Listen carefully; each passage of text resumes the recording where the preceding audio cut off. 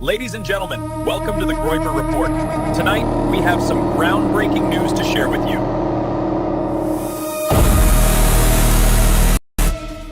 Welcome to the Groyper Report. Introducing the most racist men alive. They are shutting it down as we speak. Welcome to the Groyper Report. Sexist. Racist. Phobic this, phobic that. Terrorizing women across the country. Telling them to wear clothes. Saying all women are mid. Minorities fear them. The president has them on speed dial. Guess what? Your body, my choice. Brought to you by Frog Aura Maxing. Brought to you by Frog.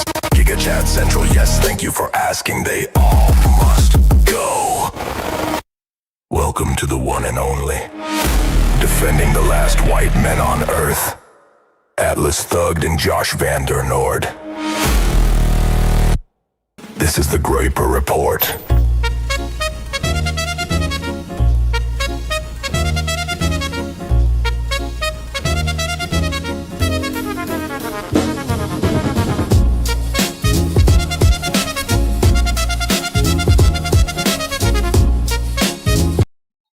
Ladies and gentlemen, welcome into the Groyper Report.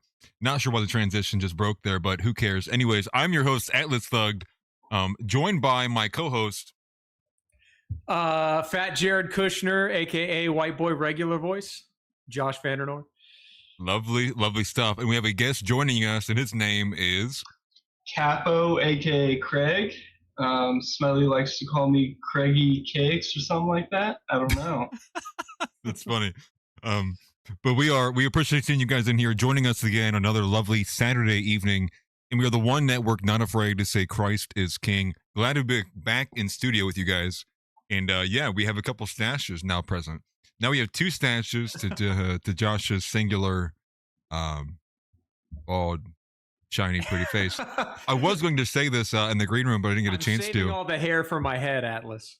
Well, I was going to say, you have a lot more edges. I was going to actually compliment you and say that I can tell. We're losing some weight here. The angularity is there. Yeah, man. Right? We're mogging somewhat. But for today, for the Groyper Report, we have a couple things to be focusing on today. I did shave, by the way. Thank you for noticing, Smelly. I appreciate it. I feel seen. Hold on. You shaved seconds before we went live. You're like, hold on, guys, hold on. Smelly's gonna get on me. So I did. That's what I said. I got nervous. I started getting nervous. There's some shaving cream right there. Yeah, right. I got a little nervous, and then I was getting my feelings like Sneako, and then I was like, man, I think they might. No. So I was like, let's not do that, anyways. In terms of the Groyper Report, you're white. You remembered you're white. I'm white. Yeah, and then I walked in the bathroom and did it. Yeah, exactly. I remember that as a white man, I have responsibilities and duties to uphold. But first as a citizen, second as a father, and third as I guess I'm an American. What I would also say, though, for the Groyper Report tonight, we have a couple things we're going to get into. You might have seen the thumbnail, and no, I have to break it to you. Sorry, Sneako has not gotten deported yet, but a man can dream. We can all dream. If we collectively all believe in it, maybe one day we'll get that. But that's going to be some of the subject we'll be talking about today, is the idea and the element that is Sneako needs to be deported, and also all of the constant A-logging and seething he has been doing, and the responses of Nick as such that came through this week. We also have the topic item of the fact that Spain is being invaded. The Jews got mad that Spain won the World Cup. I don't know if you guys have seen this or not. They literally said, because Spain won the World Cup, we're going to flood your country with a bunch of third worlders. Kind of sad. They can't take the loss in stride, but that's the inevitable result of that. We also have Plato's Cave, brought to you by Dan Bilzerian, actually. I don't know if you know this wonderful college professor, Dan Bilzerian, who has a long track record of reading books right side up, has brought to us a lovely new edition and a grok summary of Plato's Cave, which is just hilarious to get into Nick's response. But also we had some substantive items from Nick this week. One of which was actually kind of really being hard against some of the young guys. A lot of what came this week was what young guys do with their time, both in terms of the positive and the negative. But also some substantial elements about Elon Musk and Donald Trump, why they are also, why they're so hated by the left despite not being one of our guys, if you will. and a couple other things from there too. But maybe the most recent, which I did cover on the kick stream earlier today, is the fact that Sneako teamed up with the 99 other Haitians to spend their collective dollars on getting into Nick's group chat. And the result of this has been that Nick's $100 group chat has had a portion of the voice message and some of the messages themselves leaked onto the timeline. And I believe the main poster is Sneako Halal, which seems to be one of the more prominent Sneako accounts. So it does seem to be that it did come from Sneako's camp, although I can't confirm it. I think we can use some circumstantial evidence to say that's probably more than likely the case. But with all that being said, good to see everybody in here. Kevin 11, Mocha Pot, Kerry Von K, Mr. Moss, Jared Williams, Psyop, Smelly Balls, as always. And I'm probably missing a couple. 40 wide, 40 deep. I hope that's feet, not inches. And then we have Caleb Camarillo as well. Good to see everybody in here. We appreciate you all. With that being said, I'm going to turn over to you guys. What topic this week do you think is burning the biggest hole in your pocket? For me, Plato's allegory of the cave. I just thought it was so funny that Dan Bilzerian was trying to point out how the masses are stupid while having a grok summary of exactly that. It blew my mind. It was hilarious and also probably one of the stupidest things I've ever seen in my entire life. So that's definitely one of my top picks. Yeah. No, same. I loved it a lot. I loved Nick's response to it, which I believe came on Thursday as well, which you can probably play that clip. We'll have that one first up. But Josh, for you. For me, it had to be the bit where he was talking about, I think it was in relation to Tucker Carlson, but how when people talk about Nick Fuentes, they say, what is the problem with these disaffected young men? You know, they basically frame it in the way of like, due to financial reasons or whatever, these young men are turning to things that are bad rather than engaging with the arguments we're making. That spoke to me a lot this week. I really enjoyed that clip, and I saw it on the prep, so I'm excited to get into that.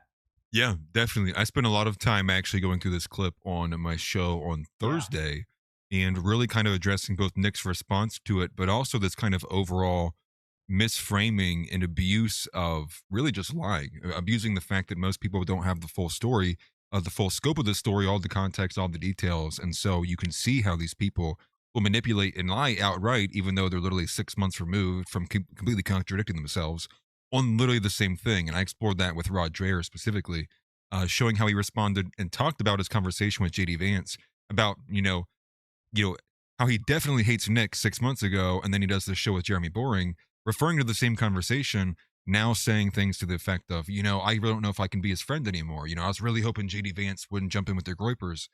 And what's wild about this is that I pointed this out, which was, what has JD Vance done since those 6 months between those two interviews? And it's literally been nothing. JD Vance has been MIA. He's at the bare minimum put himself in front of the MOU with Iran. And the most notable thing you could hang your hat on is the fact that he has ever so slightly approached this fence, this moderate criticism of Israel.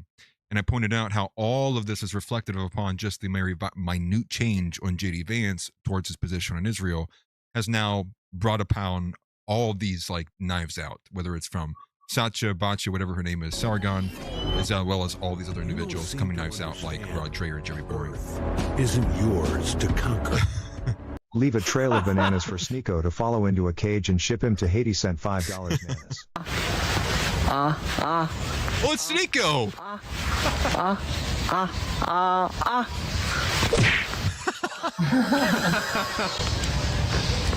That's funny. Oh, I gave another one. That's lovely. Also, I do want to point one more thing out on that note.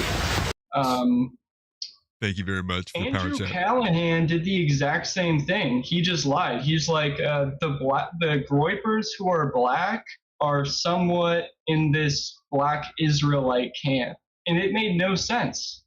That's what he said about black people who are Groypers. Atlas went through it on his kick stream today, and it was just absolutely retarded. And he went through a bunch of other things that were just completely false as well. I think Atlas can go in on that one.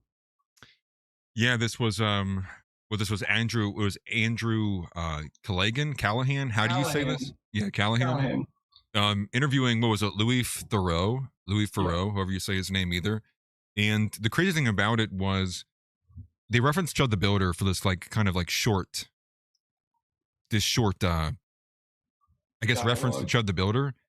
And the reference to Chud the Builder was about how Nick somehow thinks that Chud the Builder and people like him are like Zionist agents. And it was just the most nonsensical thing I've ever heard. And then they go one step further and they're like, well, there are black people in the Groypers, and like, yeah, you know, because that's connected with like this Hebrew Israelites. So it was like a bunch of nonsense. You know, I kind of referred to somebody saying nonsense the other day. It's like, that's like somebody straight up saying, like, hey, dude, someone being mad that like black people are so well behaved. Someone just getting mad. They're like, dude, why are black people so fucking well behaved? You'd be like, I don't even know how to address something that's far removed from reality. That's the way I kind of saw it. Did you see any of that, Josh? No, I had not. Yeah, it was really weird. Josh is not on X, but yeah, it was pretty crazy. I'm chronically right? offline. It was pretty crazy seeing that happen right after he interviewed Nick with Biden. It's like, so you heard all of his talking points, you know, everything that he said, and now you're going to sit down and lie upon him. And he did something pretty similar with Nick Shirley, although I think that kid's pretty dumb, but he cut a bunch of stuff out from the interview. I don't know how much he cut out or what he cut out, but that seems like the type of leftist he is, like creating a narrative, pushing it forward to other leftists who will kind of just take it as gospel and be like, okay, this movement kind of just seems crazy now. I don't really even know what Andrew Callahan's politics are, mind He's a you. leftist. Is he a leftist? I know that his like Channel 5 thing has been getting some lawsuits against it from some people. I'm not really sure where that's from. I know they were like, if I'm recalling this correctly, and again, this is like, I have very low familiarity with who Andrew Callahan is. I believe there was something in connection to like they're almost going to claim bankruptcy on Channel 5, or they're like struggling in some way. And I wasn't sure if that stemmed from the lawsuits or where that even came from. But you guys might remember that he was one of the first people to interview Nick Shirley at Nick Shirley's meteoric kind of rise through that early period. Now, if you don't remember, when Nick Shirley went on, Nick Shirley got into a beef with him on the timeline, I believe, getting mad that he didn't release the entire thing. So then Nick Shirley went ahead and released like the full unedited version. So Andrew Callahan went out of his way to paint Nick Shirley as like just a bad person. They both are kind of not in the best favor. You know, Nick Shirley kind of struggles to speak a little bit. But I remember that kind of back and forth. And so if that gives you any kind of idea and of opinion of who he is, I think anyone who selectively edits an interview, I think automatically is a very self-telling kind of element. Because you can't do things raw. I think that's pretty, you know, telling of who they are and what their politics are. Worried about the perception of others. But go ahead. I did see a video he put out after that talking about how some of the stuff he edited out was Nick Shirley repeating points or like kind of mumbling, which he does. But when you watch his full interview that was released by Nick Shirley, that's not really the full truth, because there was other things in there that Nick did say that he didn't repeat that Andrew did cut out. So there's like some, you know, it's a mixed bag there, but I do think that he is a leftist and he will do whatever he can to like dissuade people from being, you know, alt-right. Yeah. But with that being said, we're going to go back to the first clip that you mentioned here, which is the Nick roasting Dan Bilzerian for using ChatGPT as a source of history. And it's kind of funny because it wasn't even, I don't even know if it was even Groypers who were in the comment section of Dan Bilzerian after posting this, but the way he was kind of responding, you know, calling everybody like mouth breathing retards, and everyone's just calling him out for the summary. It's like, and I think even inside of that, it does kind of tell a story, which is to say that if somebody really mastered and understood what the concept of Plato's allegory is, they're not going to give their opinion of it or where they're trying to take you with it by attaching the summary of it with what they're trying to say. I think that kind of goes without saying. But first up, here we have the clip. Nick Fuentes roasting Dan Bilzerian for using ChatGPT as a source for history. Let me get this pulled up in the correct area. And here we go. It is to use Grok as his source for history. And he's running for Congress? No, he doesn't. He doesn't even know. Dude, the tweets are so funny. I got to pull it up. He goes, Plato's allegory of the cave has never been more relevant than it is today. And he literally posts him asking ChatGPT, what is the allegory of the cave? what it symbolizes. It's like literally, he's like, explain it to me like I'm an idiot. He goes to ChatGPT. Explain to me the most ancient Western analogy about ignorance. Explain to me the most ancient and fundamental concept in Western philosophy about ignorance, knowledge, and enlightenment. ChatGPT says, here comes the airplane, here. It's written like an Axios explainer article. What it symbolizes. The cave symbolizes ignorance. The shadows symbolize incomplete information. Why it's still relevant. It's like, and then we get into the replies. This is the best part. This guy goes, couldn't decipher it for yourself, so you asked an LLM to comprehend it for you, and you're running for political office? He goes, no, it's to decipher it for mouth-breathing retards like you.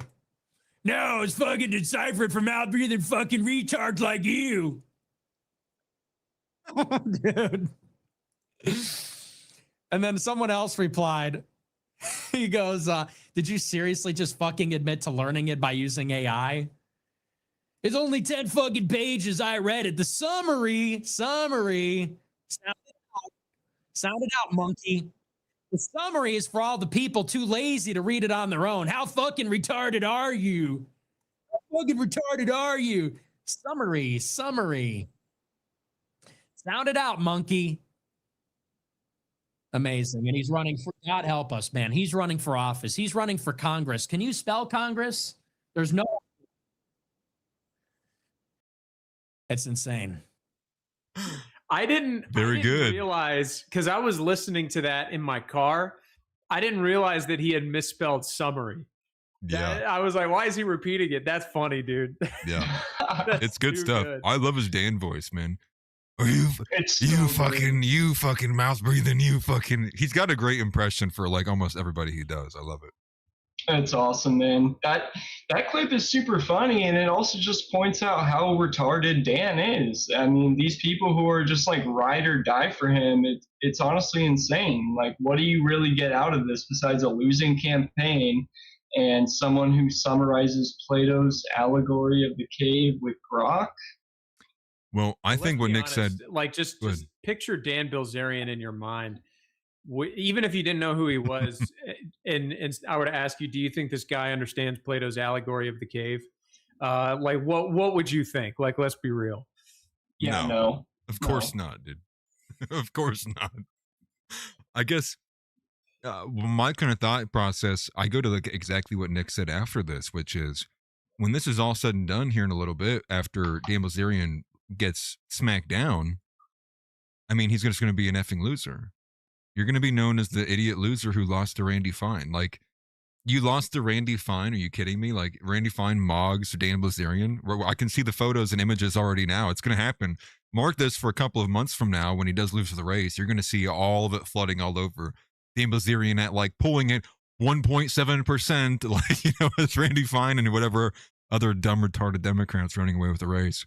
And what do you do after that when you get you're a market loser? It's the last thing you've done is lose a race like that. Worst part is he's going to be like, well, I hit 1.7% while also only having $1 million compared to his whatever amount. It's like, bro, the cope is going to be unreal. Well, at least I did something. Already given up. Like he's not even doing anything. Yeah. Yeah. No. Well, did you see his campaign event? I mean, I feel like we covered this last week, but nobody showed up. I think it was like they were jumping into a ball pit or something. Yeah. That was their campaign event. Yeah, it was at Chuck E. Cheese's. I got a couple of tickets, but I didn't end up going. Hey, we're going to Monkey Joe's. Let's go. Yeah. They promised me extra raffle tickets that I could use at skee ball, but it still wasn't enough to get me. Sneako being so excited to go down the slide. Well, no, I heard they were monkey bars. No, the slide got shut down. The slide got shut down because they let Leonardo Joni go first and she got stuck. They had to unscrew it off with power tools to get her out of there. She's actually been gaining too much weight. But yeah, I thought it was a funny portion. Dan Bilzerian, and that's kind of, you know, it's funny where they've become. there for a bit, it was like a lot of loud screaming elements of it. And it's kind of funny to see how they've slowly kind of been getting more and more immune. Now, I'm somebody who I pay attention to a lot of like impressions and like the virality of things. And you can even see some of this stuff with Candace Owens as well, where previously Candace Owens would get a tweet that would hit maybe like 1.2, 1.3 mil impressions, and it would have somewhere from like 50 to 70K likes on it. And now she's hitting like under those impressions around like 700, 800K and getting like 16K likes. And you can watch the proportionality of it slowly fading away. And I think it does show in the overall, there's more and more people who are starting to look at these characters, these figures, and going like, I think these people are insane. And I even brought up my one normie friend who, I saw him not too long ago in Chicago, of all places. And, he's a normie, but he's like a Republican normie. And it just, out of nowhere, we weren't even talking about it. We were talking about RuneScape or something. That's was the event we were going to. And no joke, his reaction to just reading something on his phone, I don't even know what he saw. He was like, man, Candace is insane. Like, he just says it out loud with no initiation. And so I'm just kind of thinking, like, that is how many of these people are appearing. Now, he also is somebody who thinks Tucker Carlson has lost it too. So there is another portion of people who also are on that same bandwagon, thinking that Tucker Carlson and and Candace Owens are off the same goop. Maybe Tucker Carlson to a lesser extent, I think definitely to a lesser extent, but Candace Owens, to the average person, especially now compared to where we were just 7-8 months ago, I think a lot of people are looking at her like, this bitch has lost it. Yeah, 100%. Another thing I wanted to bring up, did you guys see the allegations of Nick botting 10,000 people into his Telegram? Like, he needs people. He's not making money off Telegram, first of all, but like, what a dumb allegation. And I'm honestly thinking that they might have botted it just to make an accusation, because Nick has no reason to bot 10,000 people into Telegram. Where have we seen that before? I feel like I saw that where other streamers were view botting someone else in an attempt to like get them banned or something. That happened just not too long ago, and it was on Kick too, I believe. I can't remember who that was happening to, but it wouldn't surprise me in the slightest. I think we're in this era where people are going to use these kind of crazy tools to manipulate one another. Yeah. But moving forward though, going on to the next clips, I'm trying to find the one specifically that Josh was referencing, the pathology of. I think it's Tuesday. Is it on Tuesday? Yes, Tuesday first clip. Tuesday first clip, yes. I think that's the one. I hope it is. But I guess to summarize before we get into it, give you a bit of the context is, again, looking at, where Jeremy Boring is at and Rod Dreher, what they kind of recently did in their collab together, as well as what many people have done time and time again, a little bit of what even Louis Theroux is doing with Andrew Callahan, which is basically to reduce what Groyperism, the America First movement, Nick himself, down into is this kind of, nihilistic, despair, vengeful, like reaction. Not that it's a legitimate political anything to take advantage of. Not that it's a serious political coalition. Not that it's a serious like want or need or actual actionable, ideology. It's being reduced down and talked about as if it's some kind of like symptom. It's like a symptom of, like what Nick had referenced earlier, this kind of, it's like economic. It's like we're racist because we can't afford groceries. It's like, that's ridiculous. That's retarded. And they're trying to do these things to really try to move the actual claim away from anything that it is and try to explain it away now in terms of like therapy. Now they're explaining it in a way of like, what can we give these people? Like, what do they really need? Like, because they're like, okay, we hear you, but they're treating it as if like, yeah, we know you're saying it's this, but we as the credible old people, we know that you actually really need this. And, and the way that Nick references it, it's like, they think I need some bitches or something. Like, it's just like, no, I'm right. It's like, no, I'm right. And like, what I want is to see what I'm fighting for and pushing for be instilled and become permanent and keep going. Before I go on too much longer, we have 2 super chats from Mitchell. I missed the first one. He said, why didn't y'all tell me Capo looks so fine? And that might be because you're the only person that thinks that. The next thing is that he looks like young Burt Reynolds, bro. He looks good. I know, I'm messing. And Mitchell Black followed up with another one for Josh. He said, Josh looking thin. Christopher Nolan should have chosen him to play Agamemnon. Oh, I'm not going to lie. That's the best thing I've ever heard. That genuinely that warms my heart. That dude, Because you saw the guy who they actually got to play him, right? He's like, no, I haven't seen it yet. Jew-looking dude. And that's why they don't show his face, because he's ugly. Okay, well then that might be the same if we throw you in there. The Jew-looking. Damn. Now that's funny. Surrender. That's funny. I'll take it. You know, I'll take that. No, I put a poll up in the Discord because my wife wants to go see the Superman, the newest Spider-Man, and I really could care less about any of this new stuff, the new superhero I saw stuff. it today, and it was actually not terrible. What would you rather see, the Odyssey or Spider-Man? The Odyssey. Yeah, same here. That's what I want to do. That's where my head's at. She wants to go to the Spider-Man. Oh yeah, you haven't seen it yet. Yeah, I haven't seen either of them yet. Yeah, I've heard a lot about them. See it as well. It's good. You gotta get our movie reviews in. Gotta get our movie reviews in so I can go comment on KinoFlex's channel. Like I know something for once instead of being always like 2 days behind. Jay Burton said that it was like mediocre. It wasn't like the best movie he's ever seen. He said it was like mediocre, but like he also does like film reviews, so that's like the type of guy he is. But I still want to see it, see what it has to offer. I think that I think this clip is actually not what you're referencing, Josh. I might have to actually go search for what you're referencing here. Oh, bummer. Okay. Well, let me do that real quick, actually. But yeah, I can opine on that for a little bit here while you're looking for that. Essentially, because this is something I get in my day job at the radio show. I get this all the time where it's like, because I'm 28 years old. Everyone there is above the age of 40. So I'm sort of politically speaking, the representative of young people on the show. And I basically say, I'm like, I didn't vote for Trump in 24. I'm basically mirroring Nick on the fact that I think we need to, like for an Ohio example, get Amy Acton in there rather than Vivek Ramaswamy. I'm not just going to blanket vote for Republicans.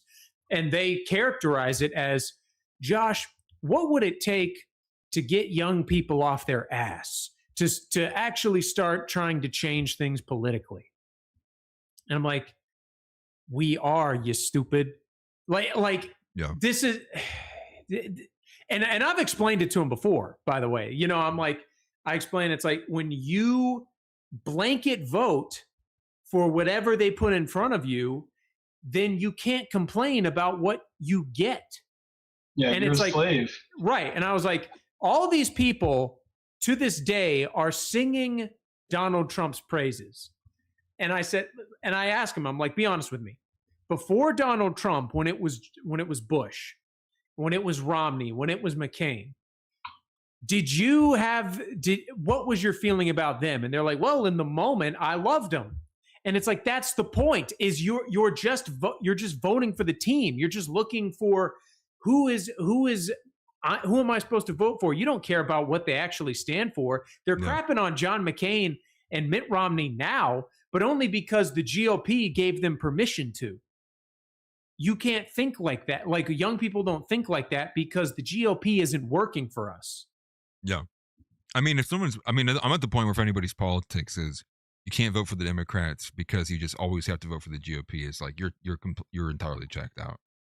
There's no better sign than someone being entirely checked out over the reality of the problem besides someone who's like, vote GOP. And I was a little dismayed earlier today because Andrew Wilson put forward a graphic today that looked like it was like drawn up by George Alexopoulos, but it might not have been him. I'd have to check who the actual artist was. And it was literally that. It was like the top, and it looked like a little comic strip. The top one is like Democrats win, and then it was like borders open. And, it just like was trying to attack the people who are like not wanting the Republicans to win, but doesn't offer anything besides the fear of like, oh, the Democrats are going to be so much worse. And it's like if the two options are maximum pressure immigrants and the other option is lie, scam, cheat, and steal, and then also then just turn over for maximum pressure and immigrants, it's like there's really not an option there, actually. Neither of those are an option. It almost seems like they don't even know what midterms are. Like, they can't open the border while Trump is president. That's just not going to happen. That's the point of a 2028 dark horse candidate, is that we're going to try that. But these people don't even understand. It's like the Democrats aren't going to open the border while Trump's in office. Like, that's just not happening. Maybe in their individual cities, they'll change some policies around, but in reality, it's fear mongering. Like, none of that is really going to come to fruition.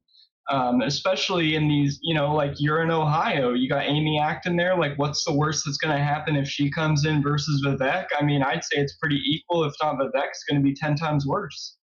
Yeah, well, I mean, with Vivek in particular, it's like, to me, it's always been the better sell of that election, what you can gain from it. Because again, we need to be treating our politics as taking our own side, like no matter what, it's taking our own side. And so the best win, even inside of that, if Vivek loses, is the fact that it sends a message to the GOP, which is like, no, you can't just run a anchor baby who shits on the Christmas and Americanism in America in general, and then expect to win. Like, I don't care if that means we're voting for a Jew and a woman.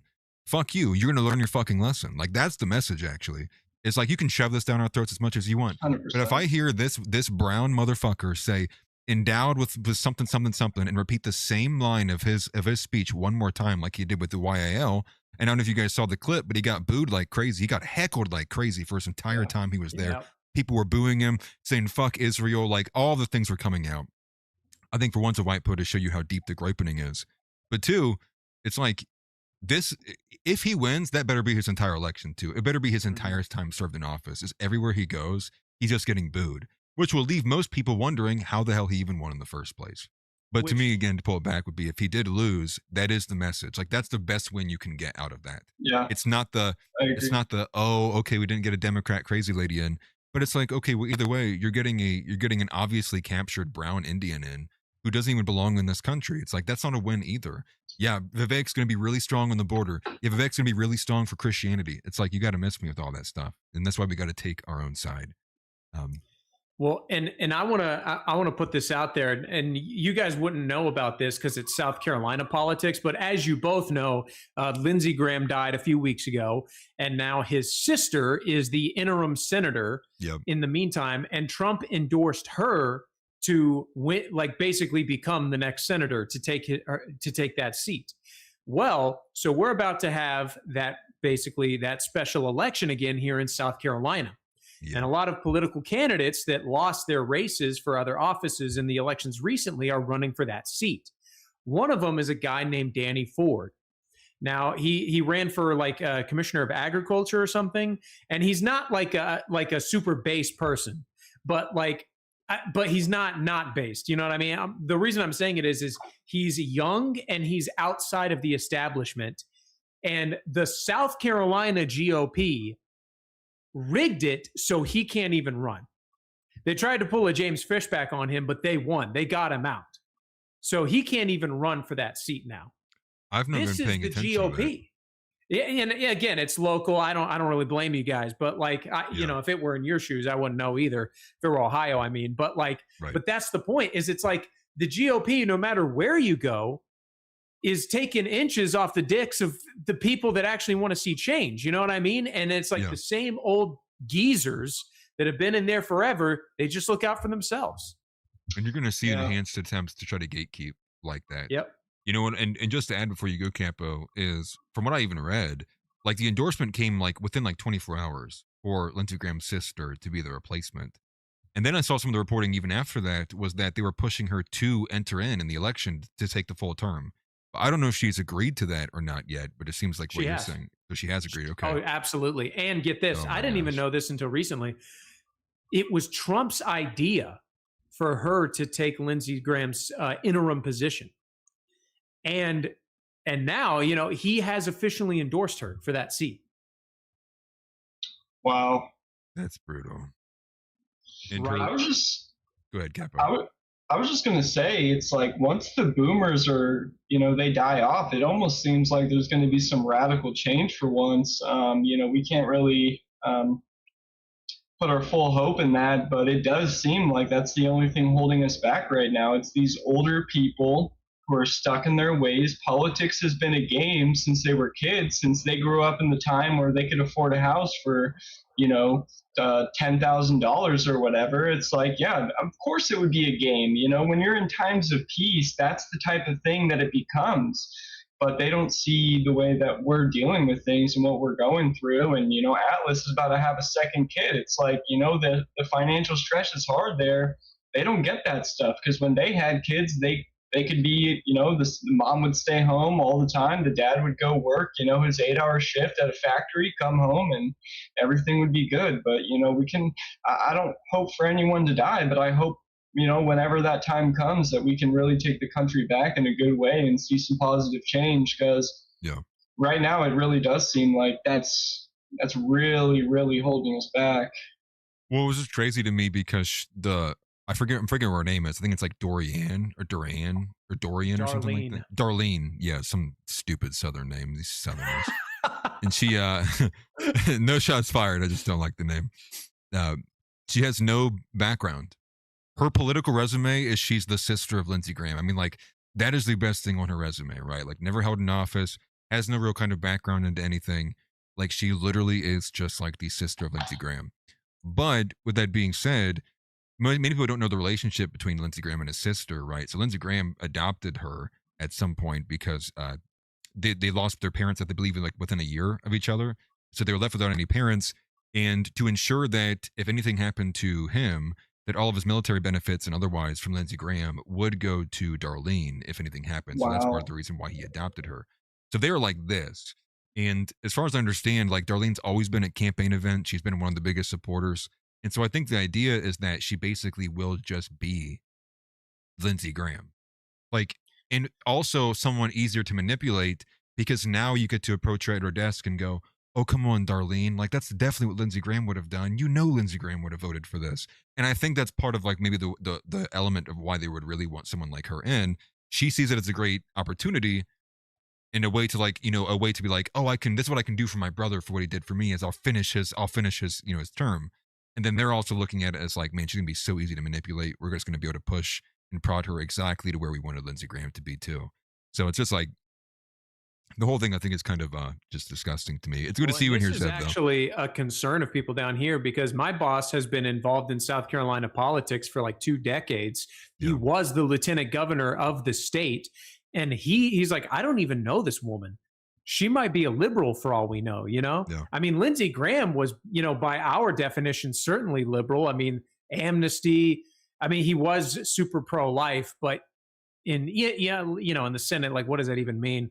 And so as for this woman could straight up just be a resistance liberal, and we don't know. We don't know anything about her. Yeah, probably another dildo salesman. Something like that. Who even knows? I mean, it's just like you never know. It's crazy that they're just fine with just putting in his sister. How does that make any sense? Like, at all? Well, because they're going to use the emotional story trope. They're going to use the thing of like she was there, and and they're just like this. It would only make sense, and you know how that sells to old boomers and women. They eat up Hallmark movies like it's none other. It's when did this come out that she is it confirmed that she will take a seat? Or it was like 2 days after he died. She's already going to be finishing. So she's finishing. Confirmed? She's the interim senator. Yeah. Oh, okay. And they're holding a special election soon. But right. she is now, so she's not like, oh, I'm just keeping the seat warm till whoever wins the election. Now she's running in the election. Yes. Wow. So for full context, right? So Lindsey Graham ran a race recently up against like Mark Lynch, and who was the other front runner in that one? Mark Lynch was the front runner. I don't even remember who else was in it. Yeah, and so like Lindsey Graham ultimately won the election. He voted a runoff too, I do believe, to maintain power. But then he died shortly after. So even if Lindsey Graham wouldn't have won and Mark Lynch would have won, he still would have served his term through until when he would have walked out, which is what she's doing now. But the special election is to decide who takes over that seat after his initial term ends that he was already voted in for, which is why there's a special election, which is why there's kind of like this intermediary period. And it was within like 24 hours that you get Trump endorsing it, and the news is being spread that they're looking at Darlene as the replacement. And then a couple of days later, it's being reported that they're also going to be pushing her to run for the special election, both finishing his current term and then also taking on challengers in the special election, which I believe has to happen before the end of this month, I do believe. I think it's like on August 21st, forgive me, I believe is when the election I actually have some insight into the mind of someone who thinks Trump is still like Caesar. My mom genuinely believes she doesn't think any of these people are good. Like, she's she's almost a Groyper pretty much. Besides, she's still like obsessed with Trump. Like she's as racist as us. She doesn't think women should be in power. She has all of these amazing things there, but she thinks that it sends you art of war, that he's keeping his enemies close to destroy them. And that's why he's voting in all these people. All his administrations are filled with these terrible people, is because he's planning to destroy them. And I've tried having conversations, but it always loops back to, well, look what Trump said at this press release. There's a secret message hidden in there. And it's like, well, no, really frustrating. You don't understand. We're talking about 11th dimensional Imperial Galactic Stargate level chess. Like that's what's happening here. And it's the funniest thing too, because it's like it's all the bullshit that comes to people like Captain Dreamer, which is like, you don't understand. Like it's clearly a power move being done to do this. Trust the plan. He's coming around to it. And, when I talked about this in my kick stream earlier today, it's just like it's got to be some of the worst rage bait I've ever seen in my life. That's why I talked about it. But it came from Captain Dreamer. And he said something to the effect of, no matter how hard you try, or no matter how much you post or how hard you try, you'll never be more, quote, based or right wing than Donald Trump. Which is just like, it's like he's trying. It's like it's so close to being good rage bait, but the idea that Donald Trump is anything close to any, like even in the slightest, even a centrist, is just ridiculous. He is not. He is a liberal businessman who wants to employ hot, beautiful women and doesn't care about black people and still worries what the New York Times says about him. Like this guy is not right wing in the slightest. But you have these posters in this circle, Captive Dreamer included, Patrick Casey, John Doyle, who are all, doing all this in an attempt to basically be the bridge for when Vance needs the MAGA coalition to back him. You'll have these individuals who are like, remember when you were pro-Trump? Well, we're also telling you now, be pro-Vance. And for whatever reason, and again, retardation's not contagious, but you'd believe it is at this point, these people are able to continue spinning these narratives. And you would think it would be ineffective at this point, but clearly there's enough people chained to their basements, they breathe through their mouths only, that continue to believe in it. So we'll see after the midterms. I'm sure they're going to freak out about that, but hopefully we can destroy the GOP and these people will eat crow. Well, to be fair though, about the 11th dimensional chess thing though, I saw this meme recently. I thought it was pretty good, and it was are you guys familiar with Dune at all? Yeah. So it was the woman who's like the Bene Gesserit, where they got like the kind of veil and they're like the cult priestesses. Yeah. And it was George W. Bush like underneath it, because it was, the headline was like, U.S. has a deal for like something $1 billion for oil in Iraq, and it was like, our plans are measured in centuries, and it's George Bush as one of those guys. I was like, maybe George Bush can pull 11-dimensional chess. Maybe that's what we got to do, is give it 10 years, give it 15 years. Right. Yeah. That's funny. Yeah, the Dune memes are funny. What was the one I saw, or the other one that was from Dune? It was something that was like, it was referencing Trump, and it was the main guy who's like, I'm forgetting all the terms. It's been a minute since I watched it.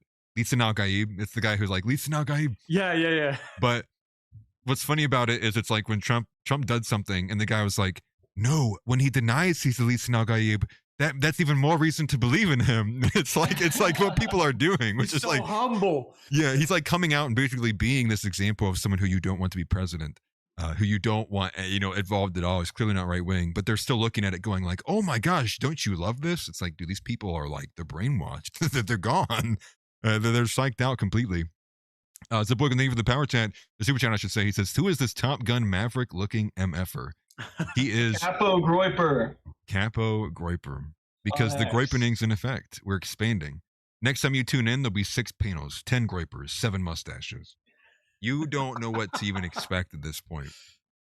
And with that being said, though, I did find the clip that we were referencing earlier from Josh, which is Nick's response to this kind of reduction of what Groyperism is, in America First is, to this, again, therapeutic ideology that needs a strong woman to handle it, basically. But here's the clip.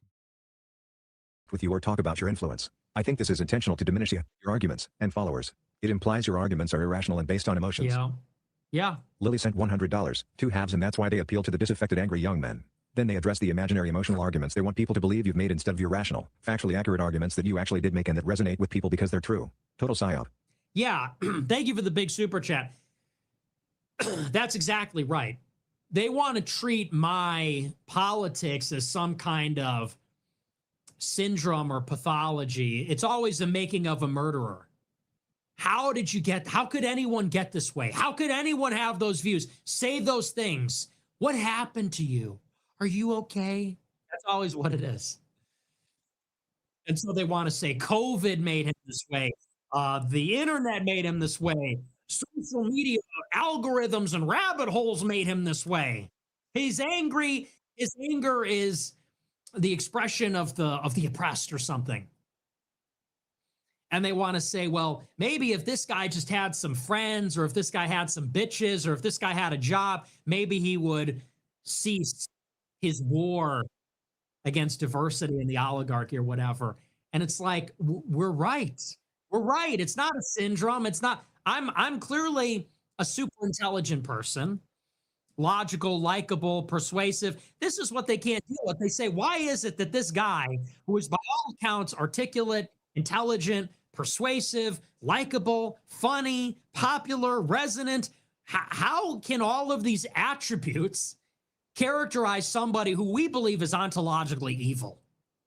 He's a wicked, evil person who believes wicked, evil things. How is this possible? Oh, he's confused. Oh, he's traumatized. It's always, they want me to lay down on the couch and say, so tell me about high school. Do you think that if you didn't get canceled, I think if you had more, it's like, what I realized is that the country was one way, now it's a different way. The country is 90% white. In 30 years, it's going to be 40% white. Non-white people are different than white people. It's going to be a different country. It's going to be worse. It's going to be worse for me.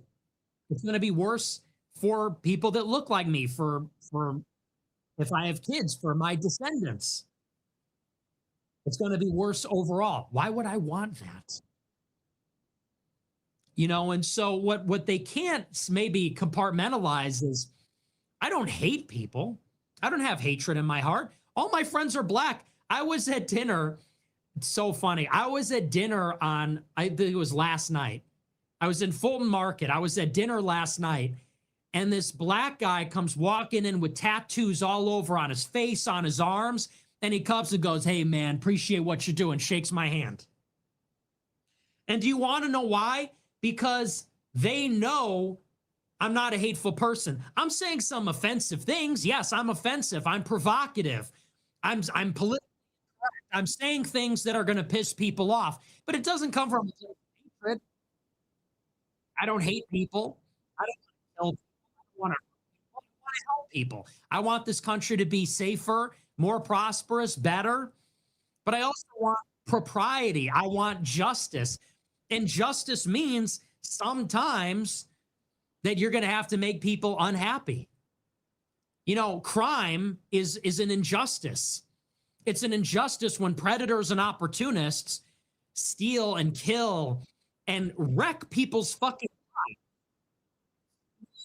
Crime is something that is so bad for society.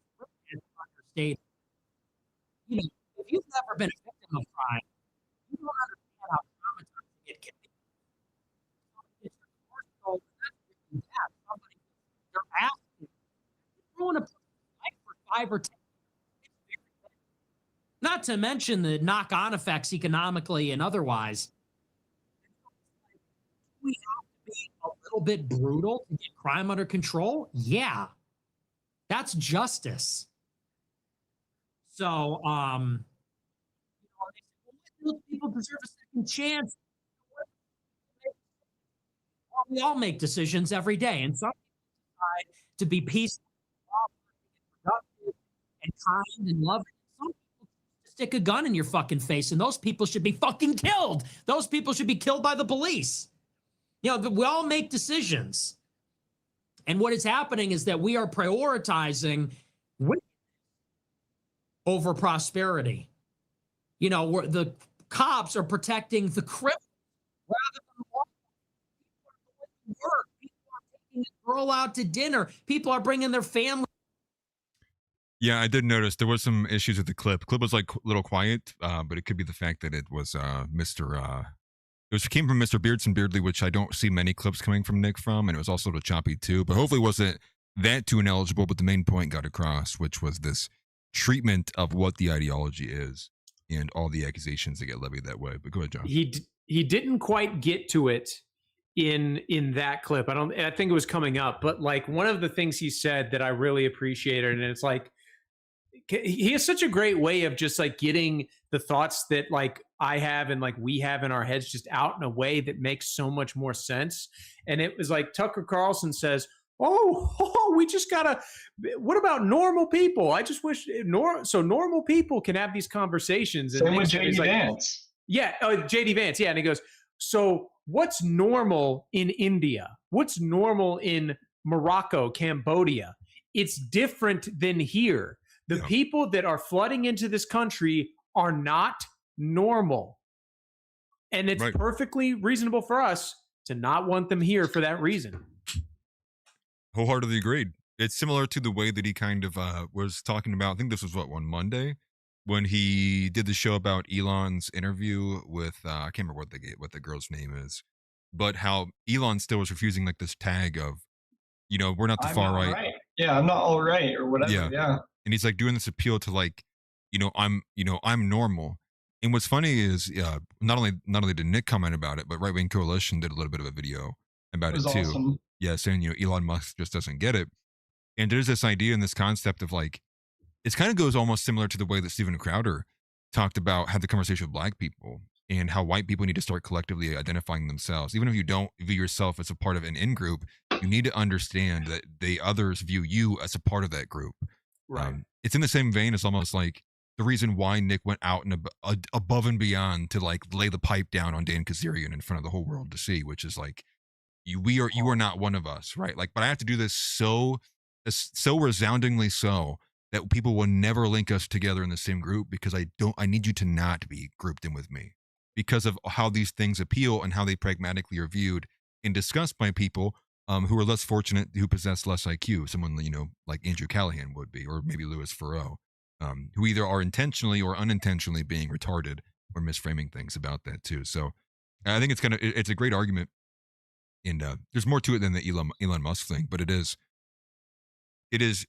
not worrying about the categorization of yourself, but more so worrying about how the opponent is categorizing you, because that's the actionable thing. That's the mechanic that you should be paying attention to, is how the opponent views you. You need to be aware of that. It's kind of like, it's like, football tape 101. Like, you need to know your opponent. And the same thing goes true for you. You need to understand how they're viewing you. And that's the crazy thing to me about Asmongold. I'm not trying to A-log him or anything, but he gets these types of things, but then he'll see Elon tweet and he'll be like, based. Like, this is awesome. He'll see like random Twitter people saying something based and he's just like, yes, this is what we need. But he doesn't actually research into like, what is Elon really doing for people in the UK when he's tweeting about it? There's nothing being done. It's like, we could have 10,000 of the most powerful people in the world tweeting on X, but it doesn't mean anything's going to change. And it's kind of disappointing seeing coming for him that he's kind of falling for some of this slop stuff, because it's like, bro, this is why we are the way that we are. We can't really keep falling for these quips and jokes, like in 2016 when Trump would say some edgy stuff. It's like, that's not good enough anymore. I guess I view Asmongold categorically different than someone like Nick or Crowder or I do too, Elon, because he's like, I mean, that may change given the fact that he's been talking about it so much. He's been getting a lot more political, basically since the end of 2024 when Trump won. He became a lot more pronounced in like where he was at. But I guess as it sits right now, I don't look at Asmongold as like a guy who spends a bajillion amount of time covering politics. And even he himself would tell you, like, I'm not an expert. You know, that's even in his response to Sneak over the debate, which is like, okay, well, you think I'm a retard? Okay, I'm not going to debate you. Why would I debate someone if I'm a retard? You know, and it's like he's not trying to posit himself as a credible person on the topic, but just knows that people still appreciate his commentary and his general opinions about these things. And I like Asmongold because he does stand. I mean, he is somebody who literally points at Nick, agrees with Nick often, if not always. And in a way, that is a bit of a pipeline where people ultimately say they're interested in Asmongold, but they maybe are like, well, I want to see where this politics goes. He serves as a pipeline for somebody to go, well, if I wanted to know more about this, I should go listen to Nick based off of like what Asmongold talks. So I think of Asmongold is it's like we, you know, as much as we rag on the boomers, we're just as human as they are. So like what boomers care about is not being perceived as racist. And that's why they make all these overtures towards to black people. You know what I mean? Like they worship black people because they don't want to be perceived as racist. So I feel like with us, Asmongold is to us what black people are to boomers, where our views are not mainstream. They're becoming more mainstream, but they're not. And they haven't been for a long time. So when you get someone like Asmongold, who is first and foremost a popular streamer, and him echoing Nick Fuentes, we yes, we love it. But you know, it's like, but he's not Nick Fuentes. Yeah, he did say though that he would vote for Marco Rubio or JD Vance in 2028. He said either or, he's not sure yet.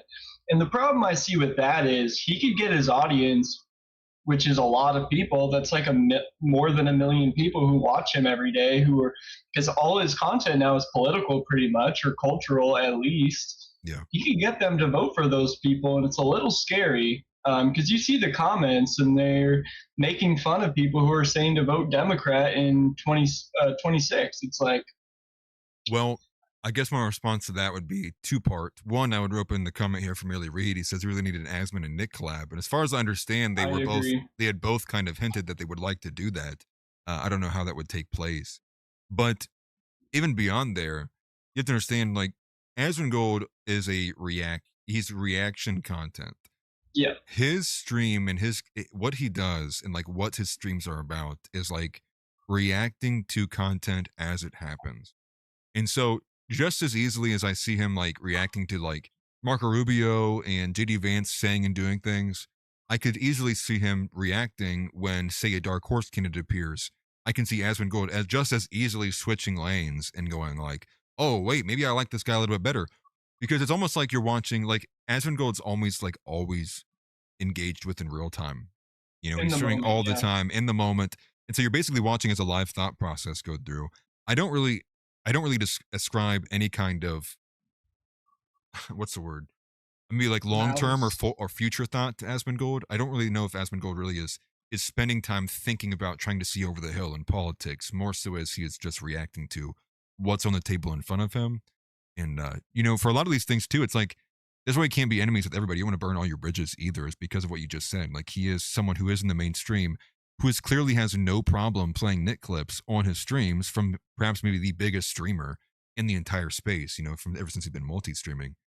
So I overall like Asmongold from where he's at. Same. Yeah, I don't want to discount him. I watch his stuff, but as soon as he goes into like Marco Rubio or JD Vance is like, they're cool or whatever, I have to turn it off. And like, that's after you get awakened to the whole network, it's really hard for you to keep watching that type of stuff. Jay Burden had an episode with some guy recently, and this other guy was like, well, you know, he's like, JD Vance, I think his views have changed over time, and I think he's leaning more towards the right. And I just turned it off immediately because I'm just like, these people aren't deep diving enough to see what's going on. And everyone knows it. Once you're awake to this stuff, it's so hard to listen to people say the opposite opinion on those people. It's really hard for me, at least, to see their point of view, because it's like, no, man, this is a no-go. Yeah, right. Well, I guess it's in the same vein of like, you know, when I'm looking at Asmongold, like, you know, for me, you and Josh and probably the majority of the guys in here, we are politically initiated. Like we are like our For You pages is filled with like political drama. It's like politics, it's back and forth. Whereas, like, I don't think the same would be true of Asmongold. Like, where I think Asmongold is getting some, like, what's the word? I think Asmongold's more like Power World and Elden Ring and like video games. Mario in the fall, yeah. Yeah, it's more so of like, yeah, it's more so of like a general like reaction for you. Pop culture. Pop culture in general, right? Exactly. So I don't see him as being like in any way, shape, or form like actually spending time preparing or thinking about his political opinions. I see him literally just giving them as he's reacting to them as they appear. J.R. Williams just said that the best we can hope for is a Massey/Kent or MGT ticket. Okay. Tony will be disappointment the very best. I think he's saying if there would be a dark horse, which I don't know if you guys had seen this or not, but there was a photo posted by somebody, and it was Tucker Carlson, and it was MTG, and it was Thomas Massey, and it was Joe Kent, and I believe all of their significant others. So it does seem to be that there may be something brewing. And if anything, it probably is that Tucker camp bringing in MTG and Thomas Massey. So if that's the element, I think that might be something to be paying attention to. Yeah, I agree. That kind of sucks though. Like I like Thomas Massey, but I don't love him, and I don't like MTG or Kent or Joe Kent. Oh yeah, Kent. I didn't even think about. Well, he's a straight up op, dude. I mean, you know, Nick ran that campaign against him, and I was just thinking about this as you were talking too. Like one of the main things with politicals, activists and even politicians these days is, and it's a big part of the reason that Nick is as popular as he is authenticity. It's like I remember Tucker Carlson and thinking like, okay, he seems all right, but when he was on Fox News and that sort of performativeness that he has, I just chalked it up to, well, he's on Fox News. That's what that is. But then he does his own, he gets fired and does his own thing and is like, so, and then this, and well, what does that mean? And it's like, oh, so like you're just this way, like you're just acting. And it's like him and JD Vance, they reek of like inauthenticity. They are trying to sell you on a perception rather than just being what they are. Yeah, totally agree. Zeb says, why is this who is in the arena an anti-establishment? Is MTG and Massey the best we got? Probably. It's what people are already asking for. I mean, I don't want it at all, but it's what people are already asking for. It happened as soon as Joe Kent left as well. People were like, okay, we need Joe Kent to run. Same with Thomas Massey. As soon as he lost the race, we need Massey to run for 28. I mean, they might run, which makes it a lot more difficult for a dark horse candidate who's not in the limelight right now to win, which is a scary thought. But, at the end of the day, Groypers are playing a long game. We're playing a long game. If we don't win in 28, we have to keep pushing forward and hope for the best. Nothing's guaranteed in this world. So, well, MTG and Thomas Massey perfectly capture the disaffected with MAGA crowd. All of the people who are disaffected with where Trump is going, but say they are not Wignat, say they're not Groyper, but they're just simply like irritated. They're recognize like what a scam MAGA has become. Maybe more so in the vein of this, like the Owen Schroyer types. I think Owen Schroyer probably would be representative of like this kind of group of people who he would speak to. Maybe even people who are in the audience of Candace Owens, but aren't going full send on things like Israel, but still recognize the problem that Israel presents here too. I can see them having a relatively sizable amount of people who may go for it, but only really if it's like if it was Massey was the face of the ticket. But that's not even something that I mean, I don't know. I guess if you look at it relatively, it's like you have Rubio who has the Adelsons and the primary backing of the donors, but the donors are already willing to switch to JD. As far as the reports go, all the internal reporting is telling us that Trump's already made the switch towards JD Vance. We also have reporting showing that Rubio's not making any moves towards any staffing. This has been what people have been paying attention to, is that there's been no like actual like if Rubio was going to be running, they should be seeing like all these staffers, these hires, the campaign being built, marketing being built, in the infrastructure, and that's not happening. And so now it's looking like there may be a potentiality, which is that Rubio may either not run or is running as the VP for Vance, which would present the strongest ticket to be representative of the current iteration of the GOP. Although to me, I think there's an element of that JD Vance may be aware of, which is being representative of what we just had may not be a winning ticket. So JD Vance may also ultimately elect to go to a different direction. I think leverage is actually ultimately in JD Vance's hands right now, which is his decision to say, do I want Rubio as my VP or not? And he can outright just cuck Rubio by not selecting him or dragging him along so long that it would be too late for Rubio to throw together a last-minute campaign to run against Vance, which may present an opportunity where Rubio's out of the picture entirely. Vance has Tucker or Kent as his VP, and then what you end up having is the opposing ticket would be this kind of amalgamation of all the left behinds, like Matt Gaetz, Marjorie Taylor Greene, and Thomas Massie. And I think that I don't think Vance will pick Tucker. I think even though they're on the same side, I think Tucker is too radioactive right now. Yeah. But I am kind of curious, who do you guys think he would pick if not Rubio? Kent. I guess Kent. Yeah. I guess it makes the most sense. Yeah. Well, he's also in the CIA, so that makes it pretty easy. That's a good point. But also, it's like Marco Rubio really can't win on his own. He has no aura. Like, he literally has no aura. Marco Rubio could not win if he was the only person on the ticket, honestly. Like, he's not that great of a speaker. He can give some good speeches. The words in it could be good, but it's nothing that people are really going to want to be attracted to because he's like a shorter guy. He's a little, I don't know if awkward's the right word, but he's just a little off. He seems just like a typical robotic politician who will say whatever it takes to get his point across or to get people to vote for him. He's just not right. And I just don't think that's ever going to be possible for him. But I do agree that I actually think more likely than a Rubio and Vance ticket, it's probably going to be Kent. And that will show a lot too. That will show a lot and expose a lot on Nick's behalf of how this works. I would also add too on MTG. I would agree with a lot of this. I think MTG has actually burnt a lot of her credibility and likability, basically in the way that she's kind of been behaving in the last few months too. So I wouldn't even stand on that ticket as being reasonable. I think Thomas Massie is a different question, but if that comes alongside MTG, it actually may work against Thomas Massie a little bit. But who knows? I think, we already know that Thomas Massie, in his kind of concession speech after he lost his race, he did speak to that. Towards the end, everybody's screaming Massie, or no, it was 2028, which I think was what the crowd was chanting. And Massie said something to the effect of, basically, maybe I will. Maybe I will. I'll have to think about it. I'll come back to that.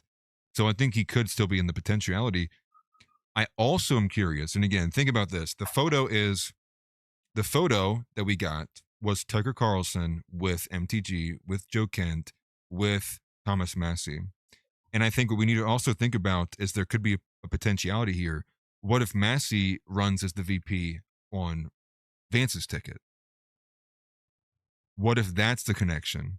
And then they do that. They do that in such a way where it acts as almost like a mask of like what JD Vance is by using Thomas Massie as his kind of shield, similar to kind of how what RFK was, maybe to a lesser degree, to Trump going into this election, which was like he represents. I gotta be honest. I think that like the kind of points you're bringing up to point to Marco Rubio not running, like that he's light on staffing and that kind of stuff. Yeah, I don't think those are convincing enough for it to posit. I think that's less likely, or rather it's more likely than what you just said. Like a JD Vance Massie ticket, the Jews would absolutely hate. They are going to invest in some other candidate. So I think even despite the lead that JD Vance has right now, I still think Marco Rubio running as an opposition to JD Vance is more likely than Vance running with Massie. You're forgetting that JD Vance already is under the gun by all the Jews right now. No, that's exactly my point. Is if JD Vance is under the gun with the Jews, then going with Thomas Massie, the guy who is basically the anti-Israel Republican, and after he lost and is just riding out the rest of his term, he's hanging out with the Liberty survivors and all that stuff. They won't stand for that. They're going to put somebody else up there. But I think it's intentional, though, because like we're seeing with all the articles, not to cut you off, Capo, But like we got the first article from the New York Times talking about all the overture and the arguing happening at the Heritage Foundation because, you know, Groypers are infiltrating the Heritage Foundation, both Groyper adjacents and Groypers. Then we get the Politico article that came like a day or two later, which also picks up on that same story and then continues. I think it makes the statement that, you know, 50%, over 50% of the staffers and interns now that are fulfilling DC are Groypers. Now, I would imagine that is exaggerated. However, I think what you're underestimating is the fact that right now, any signal against Nick, any signal against Candace, any signal against those who have been Israel critical will stand out to most people in this current time, like this current window, as JD being pro-Israel, which I think will be a death blow to him. Both being in face of the Iran war and what's going on with, you know, obviously with the overall Israel, you know, the Israel critical individuals. And so I think right now you do have a position where JD Vance may be looking at this, and I don't know what the internal polling may be saying, but I mean, we do know that the vast overwhelming majority of people now in this country, it's like 67%, like 60 points, 67 points, negative favorability with Israel. I mean, that stands out as like, JD may be cutting loose a little bit and going like, no, if my intention is to win the presidency, I have to be able to at least nod towards the reality that the majority of America is being eye-opened to like what Israel is. Hence the moderate positioning on Israel with Joe Rogan, hence the lack of disavowal of Nick since he's been getting attacked by them. This is part of the whole reason why I brought up the show on Friday. It's like the disavowal the first time around against Nick came like this with no pressure. Now he's having multiple people gang up on him and the disavowal is not happening. It's not coming. He's not even tweeting on X about anything, which makes me think that he views this portion of people, whether it's Groypers, Groyper adjacents, or Israel critical in general, is he views them as probably a bigger voting bloc than what we even give ourselves credit for when it comes time for 2028. Yeah, and I'll say one more thing too. I don't really know. I think Massey might actually be principled enough to not want to be around Vance. Since Vance has not said anything leading up to the Iran war or anything like that, Massey might be principled enough to be like, you know what, I don't really want to attach myself to that. Maybe not even principled, but I think it's a losing game because I don't think that Vance, as it stands right now with everything that's been fucked up with the Trump administration, I don't see a way where that just comes together and people are like, okay, yeah, let's vote for Vance for the second time. I just don't. Which is why I think it's Tucker Carlson meeting with Massey and MTG and not JD Vance himself. Because I would imagine that during that, whatever they're talking about, Tucker Carlson's doing everything in his power to get the backing of those three individuals towards Vance. And I think even if it's not in the terms of like Massey's running as the VP, it will be viewing it as like, well, if you get Massey to support Vance, that works as a proxy signal that makes basically Massey anti-Israel likes Vance. It will do something to satiate some of those people who are largely Israel critical. Agreed. Yeah, I was gonna say, does that make sense? I agree. I think that Tucker will try in the background without anyone looking, try to convince these people that Vance is on his side. I do think that's going to happen. But at the same time, you look at the comments on some of his videos where he's talking about Vance favorably, and the people in the comments are like, okay, well, Vance is connected to Palantir, all thanks to Nick, by the way. Mm-hmm. And it's a bad look for him, but he's still on the defense for JD Vance. Every podcast that isn't his own that he's going on, he's talking about JD Vance in the most favorable way possible. And that does look like a lead up to 2028. I don't see how it couldn't be, because if not, that's just terrible for him, honestly. Well, I don't trust Massey at all, actually. Not to say that I don't think he's likable, but I mean, you're talking about a guy who is like, you know, he's like an MIT grad, very intelligent guy, literally had the foreign nation of Israel wage war on him. And the most he could go is like, guys, like how much they're spending money on my race. Like he wouldn't even go that far. He had no fangs out the entire time. This goes back to when Nick referred to, it, he's like, bro, they're waging war on you. And you're responding with like a couple like very like mild jabs about like, you know, look at the AIPAC money. It's like, bro, you need to be going like full, like you're ripping your shirt off like the Hulk, being like, remember 9/11? Remember the dancing Israelis? Remember, like if that was really what you thought was war was being waged against you by a foreign nation, you should have been going exceptionally harder than what you did. And the most he did was like talk to Phil Turney and USS Liberty survivors, which is so decent, but it's like he wasn't waging war back. After he lost. Right. Yeah. I'm like, dude. Right. Right. Which goes to my saying, which is like, again, the guy's MIT grad, he was like literally on the show where like you build robots out of a junkyard, and he like, you know, they like he's a super smart guy. He engineer made things, and you're telling me that guy can't put 2 and 2 together? Like, I don't buy it for a second. I just don't. I think there's something more going on with Thomas Masson's being led on. He's not our guy for sure. Like, I don't think so either. He's okay, but he's not good. No. Agreed. And one of the clips I wanted to go to on this note and the overall here is Nick kind of laid down the law about how in all of this being going on, and this is why I want to kind of marry this to the topic of like the Groypering happening, and obviously this kind of the Groyperism expanding. There's Nick talking about how they are also fully aware that this is going on too. They are fully aware they're losing the propaganda war, and this is what and this is what we have to expect really in terms of what is going on with this. And so here's the next clip. Nick Fuentes says that the Jews are deeply aware that they are losing the propaganda war. So here is this clip, and hopefully this one's a lot better with audio and quality, which I believe it should be, from Kaiser Rev. And here we go. At all. You realize that the Jews and the pro-Israel forces, the Jewish lobby, they have become very deeply aware of the fact that they are losing the propaganda war. They know it. We know it. They know it. The whole world knows it. They know we know it. They've lost the battle for public opinion. And what they have done in the past year and a half is they have gone to work to reverse this. But unlike us, they have a longer time horizon. They think in the long term. And so, yeah, some of the Jewish commentators are panicking and some of them are freaking out. You see people like Mark Levin are very emotional, very feminine. But there are other moves happening too. For example, earlier this year, Jonathan Greenblatt went to Meta, which controls Facebook and Instagram, and he said the Nick Fuentes clips are a problem. You need to ban them. And on the order of the ADL, Meta banned all my clips, and all my clipping channels got taken off all at once. You might remember last year, Larry Ellison backed through his son the acquisition of Paramount Pictures, which included CBS, and they hired Barry Weiss. Now they're merging with Warner Brothers, and although the deal is stalled, it'll be completed by, I believe, 2028 or 2029. That will then have them controlling CNN.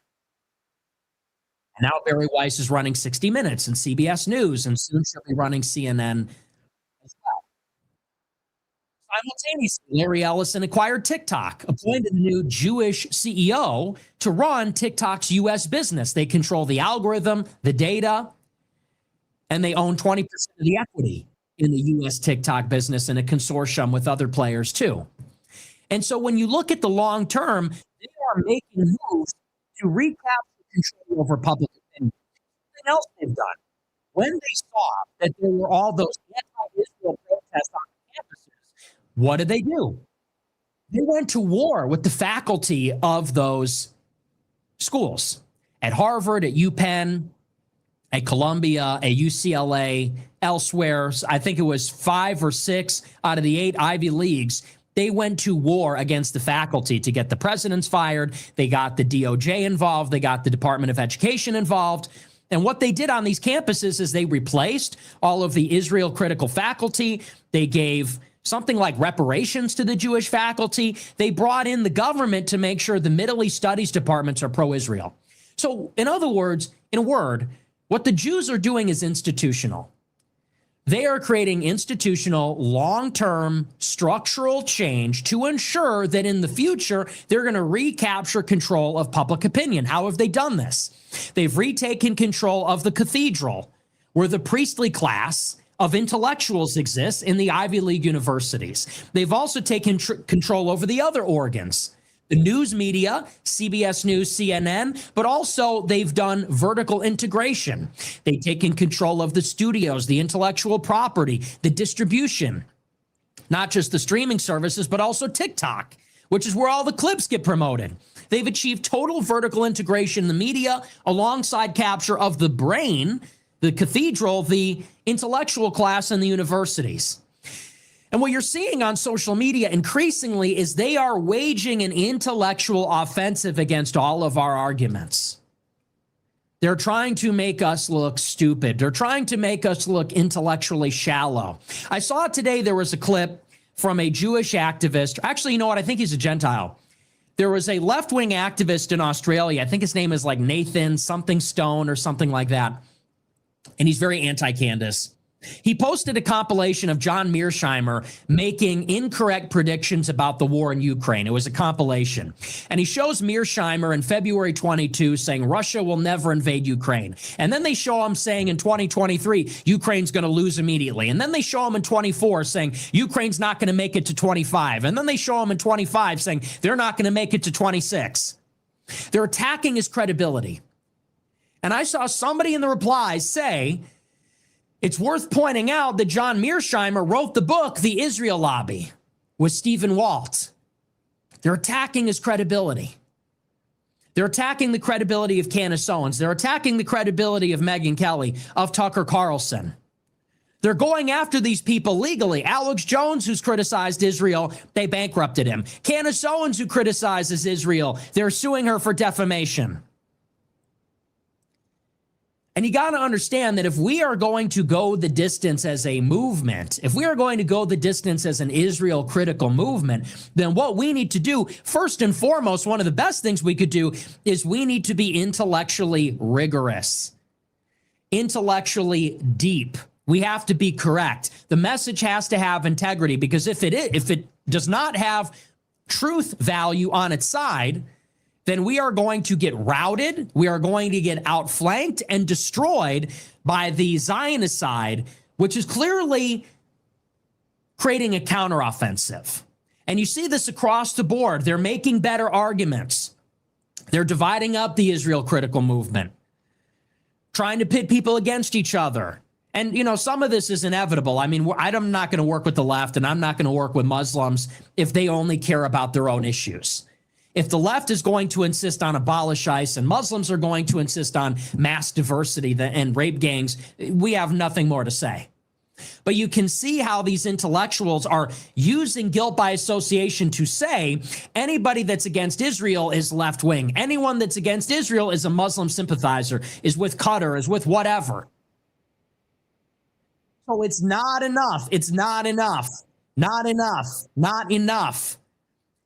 What has worked in 23 and 24, which was Jew, it's the Jews, I'm abolish Israel, it's only in one direction, more extreme, more blunt instruments, more over the top, more loud, more repetitive. It's not going to work going forward. Now, some of this you would have known had you been paying attention to things like, you know, Project Esther, which literally talked about doing exactly this. Which Project Esther came on 2024 as the anniversary birth project of a response to this rampant anti-Semitism. And what it sought out to do, above and beyond all, beyond the, you know, eliminating and purging anti-Semitism from the space, was specifically pitting all of the Israel critical groups together and then linking them all together. And that way you could kind of get rid of all of them all at once.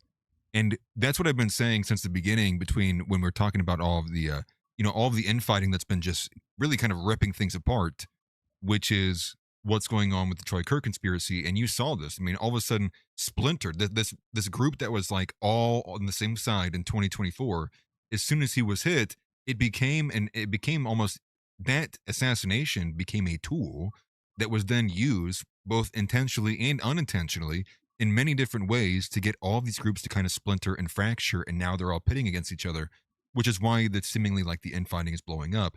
I would imagine they had some hand in manipulating some of the appearances and perceptions and what posts went viral to certainly encourage this kind of infighting, you know, these kind of pressures going back and forth. So it stands to reason this is obviously, they are adapting and reacting to us in real time, which again goes into what his broader message is, which is we need a more refined, a more precise, robust, and comprehensive message that goes well beyond Jew bad. But fellas, your thoughts? You can go first, Josh. Yeah, I completely agree, and that's what I appreciate about Nick is it's not just the framing, it's not just the arguments and whatnot. He's clearly like a serious political actor, and that's what we need going forward. And that's what the the arguments I have with the boomers is all the time is it's like these strategies they've been used before but not recently, and it's not just pressing the anti-democrat button, you know what I mean? And it goes for all things. It's not just the JQ. It is we have to get out of the I feel like everyone has this I hesitate to use the word biblical, but like a movie mindset where it's like because we know Christ wins in the end, we always think it's going to be upward momentum. But this is not the case.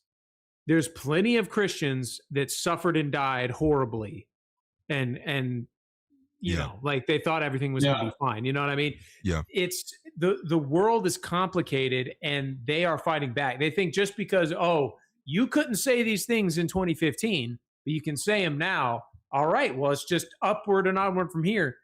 Even the hearing that they're fighting back, it's like, oh, well, it doesn't matter because we're going to win. Yes, but no. We have to win by trying, and we have to be smart about it. I mean, Scripture says, "Be as I think it's meek as sheep, but cunning as snakes." They cheat, lie, and steal. I mean, we don't need to lie and steal, but we have to. You got to play the game. To have proper virtue, but we have to play the game. Yes, thank you. Agreed. Before you go, Campo, we missed a power chat. I just noticed this. Here, this is. You don't seem to understand. Earth isn't yours to conquer. Anonymous sent $5, Josh. Wake up. Wake up. Wake That's up. Good. That's Wake good. up. Wake up. That's terrifying. Wake up. Let me, get Me and past Atlas that. might relate Wake up. to this. Imagine watching this on a psychedelic. Maybe not the best idea. That would be terrifying on a psychedelic. It's been many years since I've had anything like that. Yeah, same. Luckily, by the grace of God. Yeah, well, if I was to add one thing to what you were saying too, Josh, I think, well, part of that also goes to like the idea that people don't even have a grasp on whether they're post-mill or pre-mill Christians. They don't even have, it kind of goes to like this, it kind of goes to like an evangelical Zionist waking up to the reality of everything, which is, they go, wait a minute, everybody doesn't believe, Israel's like the promised land, the chosen people, and like that's what the promise means. And they're waking up and it's like, actually, yeah, you're in like the minority. Like your belief came from 1900, like, 1899. That's where your belief came from. It's not traditional Christianity. It's the same thing with post-mill and pre-mill, dispensationalism. It's the idea of like what must take place in order for the end of Revelation, when Christ comes back, what takes place, and there's a lot of differences between pre-mill and post-mill. And, and that lends itself to people being in these, well, God wins in the end. Again, it's the lady in the flood. That is the example, which is her, like, it's her, the flood starts and all the boats keep going by, and each boat that comes by, they ask, ma'am, like, you got to hurry up and get on. I can't stay here much longer. And she's like, no, God's got me. Multiple boats later, then eventually it's like there's just a raft, and it's like guy, I'm the last person. He's like, I literally just came from the hill. Like, there's no one else but me. You need to get on, or you're gonna drown. And she goes, no, God got me. Well, the flood comes and she drowns, and then she gets to heaven and she's like, God, why didn't you rescue me? And he's like, brother, I sent like 30 boats. Like, you just chose not to get in any of them. And it's this idea that God cannot act through people, or that you yourself cannot be someone who can do righteous things that lend itself to righteous and godly consequences. And I don't know where the fear comes from, but it's become this element where many Christians are in this do nothing state, where it's like, well, even if I die and it all goes to hell, well, at least, I'm a Christian, so it's okay for me. And it's like, yeah, but that's your responsibility as like you and of yourself as a Christian. You abdicating all responsibilities and duties in leadership to your country, to your tribe, to your family, to your children is entirely a different question. I think that's a heavily Protestant / like Zionist worldview where they do believe, and I'm religiously homeless as you are, Atlas. I don't know about Josh, but Protestants in particular, like they at this point, they really do believe that God's coming tomorrow. Like they think that any day now, it's just going to come down and the world's going to be perfect. We're going to be sucked up to heaven. And from then on out, it's paradise. And that's the main thing about Protestantism that's just so off. It's like not trying in the real world is so detrimental to your own children, to your family, to whoever that you care about, that it's almost one of the worst ideologies you can follow, is just saying like, yeah, well, God's got me. We're all going to be okay. Everything's fine. And I don't really see that in other, not religions, but other sects of Christianity, like Catholicism or Orthodoxy. And I'm leaning more towards Catholicism now, but even Nick's criticizing the Pope now, being like, okay, this mass migration thing of like being empathetic, it's like, yeah, that's kind of retarded. So yeah, that's my thoughts on that. And if you recall in Scripture, when Jesus is fasting, Satan came to Jesus and tried to trick him and goad him into temptation. But what did he say to him? He quoted Scripture, and he twisted the meaning of Scripture to try and get Jesus to slip up. And of course it didn't work.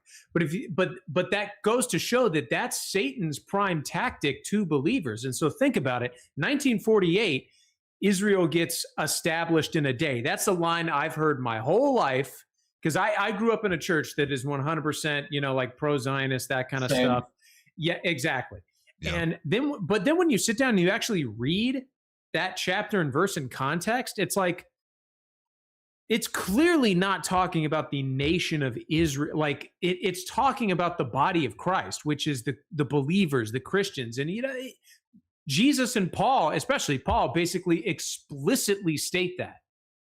You know what I mean? So It's like this line that, oh, well, Israel was created in a day in 1948. It's like, no, that is a lie.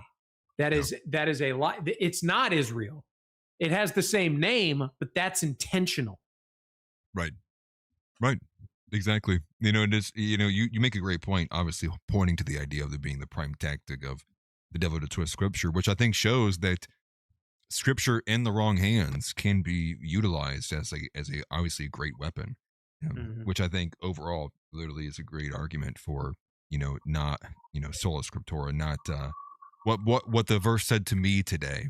I think we're all been around a lot of this kind of Christianity, which is, I read my verse that popped up on my phone, and here's what it meant to me today. And it's like, yeah, you read two verses removed from their context, and then you decided and interpret what your interpretation was what God wanted you to hear. And it's so, right. To me, it reaches like a level of it's so disgusting. I can't believe like I didn't see a lot of this earlier. As I was growing up. When you see it now, you look back and you're like, dude, it's so wrong. Like it's so wrong. It's so gross. It's so unordained. It's so hap-handed. And to think that that's what the majority of what Protestantism has become is it makes me want to kind of throw up a little bit beyond just be depressed. Go ahead, Kepo. In the hands of Joel Webben, I trust it, but in the hands of a female Anglican preacher, I don't trust it. So sola scriptura just doesn't really work if that's how it operates. Like Joel Webben is really solid on all the things that I believe, but if 90 to 95% of Protestant churches don't teach half of what he's teaching, then what am I to do with that? And to me, it's like when you watch like all of these feminist Christian girls, these evangelical Christian girls, and like they argue against, Andrew Wilson or all that. Like that to me is like when you see some of those debates going back and forth, you're like, this is hell. Like, oh, we definitely live in hell. All these girls quoting Scripture and just like basically for I wouldn't even say that they're lying, they're unintentionally lying, but they're just outright like trying to make what they do. It's like exactly what Josh said. It's like, it's the twisting of Scripture. It's trying to apply things, remove them of their context, hollow it out, and, play like some kind of like semantic game with the language in and of itself. Well, and it goes to show like, I've got a friend, he's my best friend in the world. I love him to death. And he's one of the most devout, like Christians I know. He's like genuinely like on fire for the Lord. But even he sometimes falls into this like goo goo gaga version of Christianity. You know what I mean? Like we were having a discussion the other day and we were talking about like this atheist person we know. And he was like, what would you say to someone like that to try and like bring them around? And I'm like, I wouldn't say anything. It's like, and he's like, really? But like, you want them to be saved. I was like, dude, their heart is so hardened. They're not, when they want to talk about it with you, they're not trying to like engage with you on a real level. So I just wouldn't even bother. I don't cast pearls before swine. And he was like, oh, I haven't heard that before. And I was like, that was Jesus. Yeah. Jesus said that. And that's exactly the point. It's this like fantasy lovey-dovey version of Christianity. And I actually saw a clip from Nick. It's an old one, but it was a clip from Nick where he was like, people always bring up how Jesus hung out with prostitutes and sinners. And he's like, yes, but those people were repentant. The people that weren't, he whipped. Right. That's Jesus. Yeah. And I like to think about just the example of him flipping the tables. Most people bring up him flipping the tables, literally omit the fact that as he's flipping tables, he also is whipping people. Yep. You know, it wasn't just like he flipped tables. It was like, no, he literally went at people, you know, and I think there's like, for whatever reason, there seems to be, and I think not for whatever reason, I think there's a myriad of reasons and maybe some more intentional than others. But the constant omittance of, and then they try to term things like Joel Webben, like I saw this hit piece written about him the other day. Joel Webben and his muscular Christianity, like they're doing everything they can to pull out all the stops, as if like what Joel Webben is doing is changing, like what they're doing. They're accusing Joel Webben of what they themselves are doing, right? They're calling Joel Webben this like the face of muscular Christianity in a vein to attack him as if like Joel Webben's twisting the scripture himself to make it more muscular, more manly, more red pill. When in reality, it's like, no, he's trying to return to tradition. He's the one that's above target. You idiots and you liars and deceivers, you're the ones who are outright hollowing things out, standing on a lie, rampant exegesis, and you're the ones who are going, you know, my interpretation. It's in fact what you are pushing for. The status quo Christianity is in fact the lie, the heresy.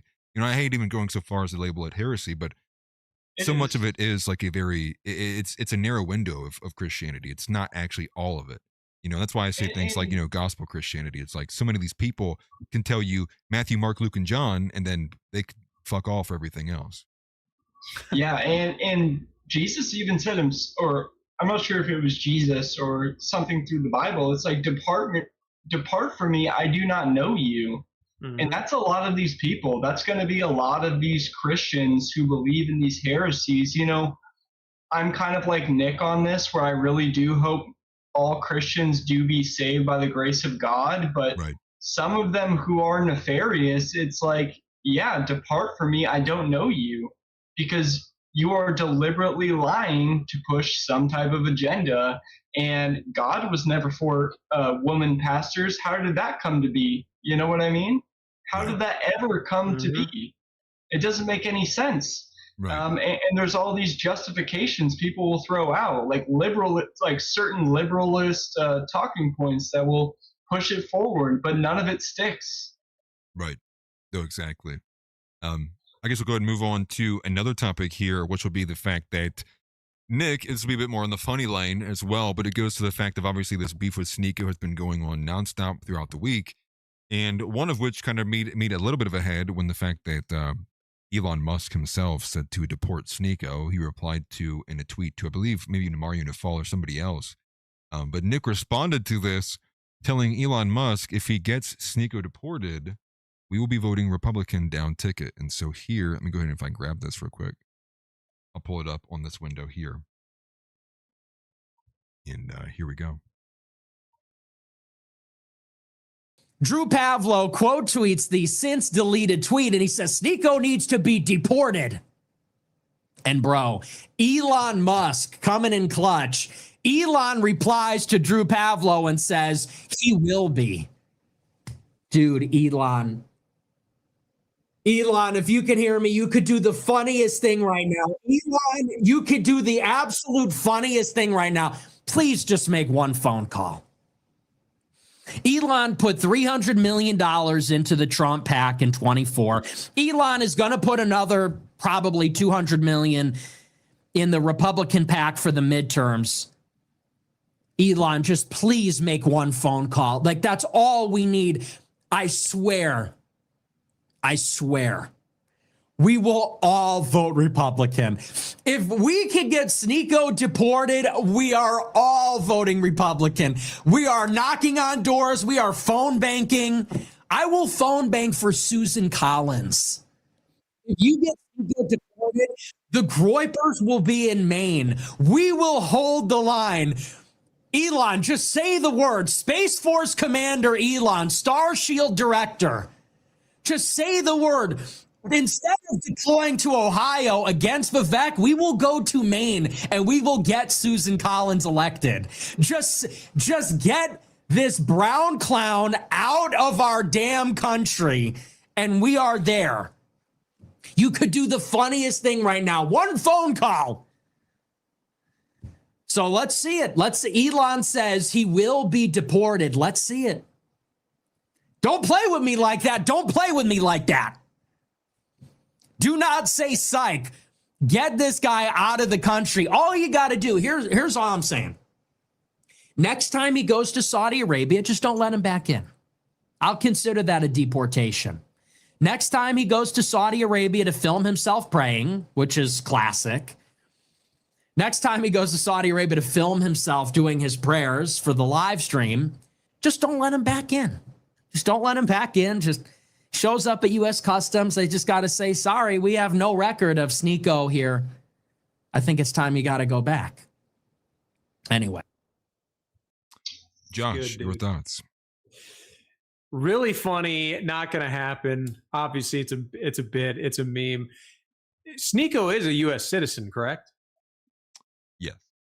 Anchor baby, though. Anchor baby. Anchor baby. Denaturalized, send him back to Africa. I'm totally down for that.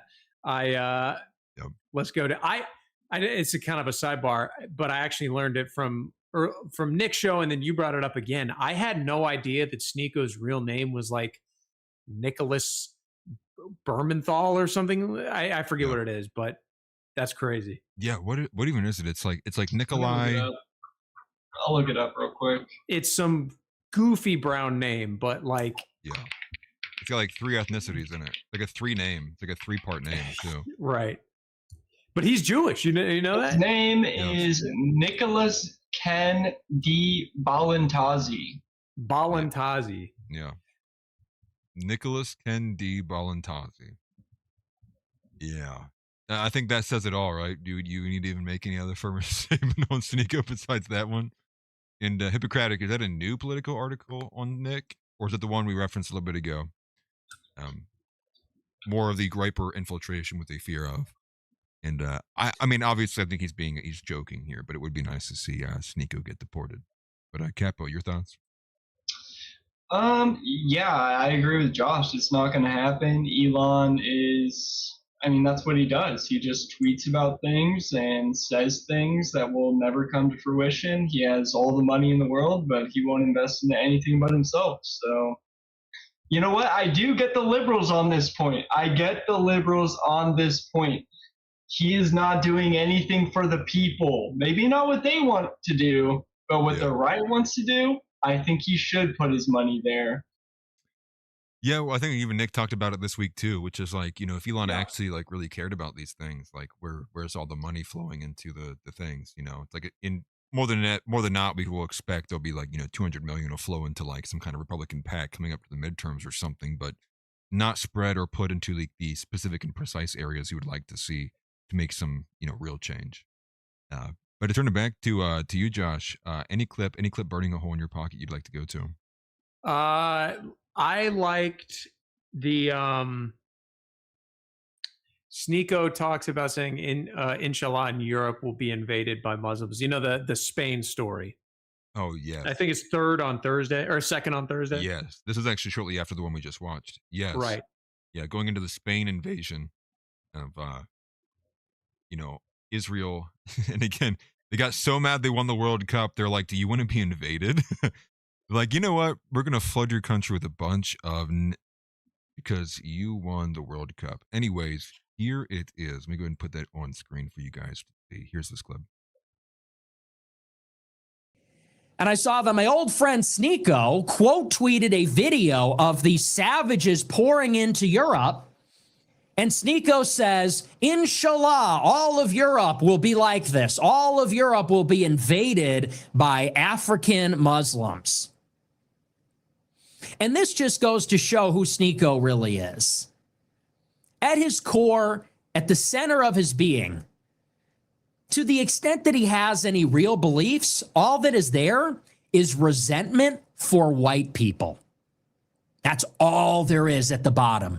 Beneath all the faux sophistication and faux profundity, the performative Islam, the performative politics, blowing in the wind with whatever is popular at any given moment, at the center of it all is a deeply insecure person because he is a racial being in the United States. It is a deep-seated resentment and antipathy for white people. That is why he is Muslim. That is why he presents as left-wing. That is behind everything that he does. It is a seething, a bitter, jealous seething directed at white people because he is a mixed-race mutt, Haitian, Filipino, Hungarian, Jewish, who grew up in a private school in Connecticut, probably being made fun of for his stupid name and because he didn't look like everybody else, would be my guess. That is why, because he went to a private school in Connecticut, as a grown man, he likes to LARP as a black man from New York. That is why, even though he's not Arab, he LARPs as a Muslim. Because the things that he likes about Malcolm X, the things that he likes about Islam, the things that he likes about New York or left-wing politics, what they all have in common is they are a sword, they're a dagger directed at white people, directed at the white man that he feels alienated from, deeply bitter and jealous and resentful of them. And so this was really the revelatory moment. He sees these people invading Europe. He sees these people, he's not Moroccan, he's not Arab, but he sees these people pouring into Europe and he says, Inshallah, this will happen to Europe. He says the white man will wear the thobe. Thobe is what is the pajamas. The thobe is those stupid pajamas that the prophet wears, they all wear in the Middle East. He says all the white men will be wearing this. And what is behind that is a contempt, a resentment for white people. Now, what's new, what I just saw, and this is so, I love to see it. So I saw Drew Pavlo quote tweet this. Sneako since deleted it because he got too much backlash. He tweeted, Inshallah, this will happen to Europe. And he got so much backlash, he deleted the tweet like a pussy. And then he goes on his alt account and he goes, that was just rage bait. I didn't mean it. I didn't mean it. So what happened to the tough guy act? What happened to the tough guy? What happened to the crying Wojak smiling mask? I didn't mean it. No, guys. Sorry. It was just rage bait. I deleted the tweet because of the backlash. I wasn't serious. I didn't really mean I want all of Europe to be Muslim. Listen, if you're going to try to rage bait everybody, you can't go then and cry when you get backlash. I hate when gimmick accounts break character. I mean, you can't go and rage bait everybody and beat your chest and say, "Oh, you're a kafir, blah blah," and then you put out a tweet. It gets a little bit of backlash. You get a little bit of heat, and then you delete it because it's getting to you. And then go on your alt account, which has far fewer followers, and say, I was just kidding, guys. I was just rage baiting. I never said I was kidding or rage baiting. When I said, your body, my choice, that tweet is still up.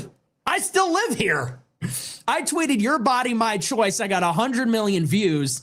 Somebody came to my house with a gun to try to kill me, and I still live here, and the tweet is still up.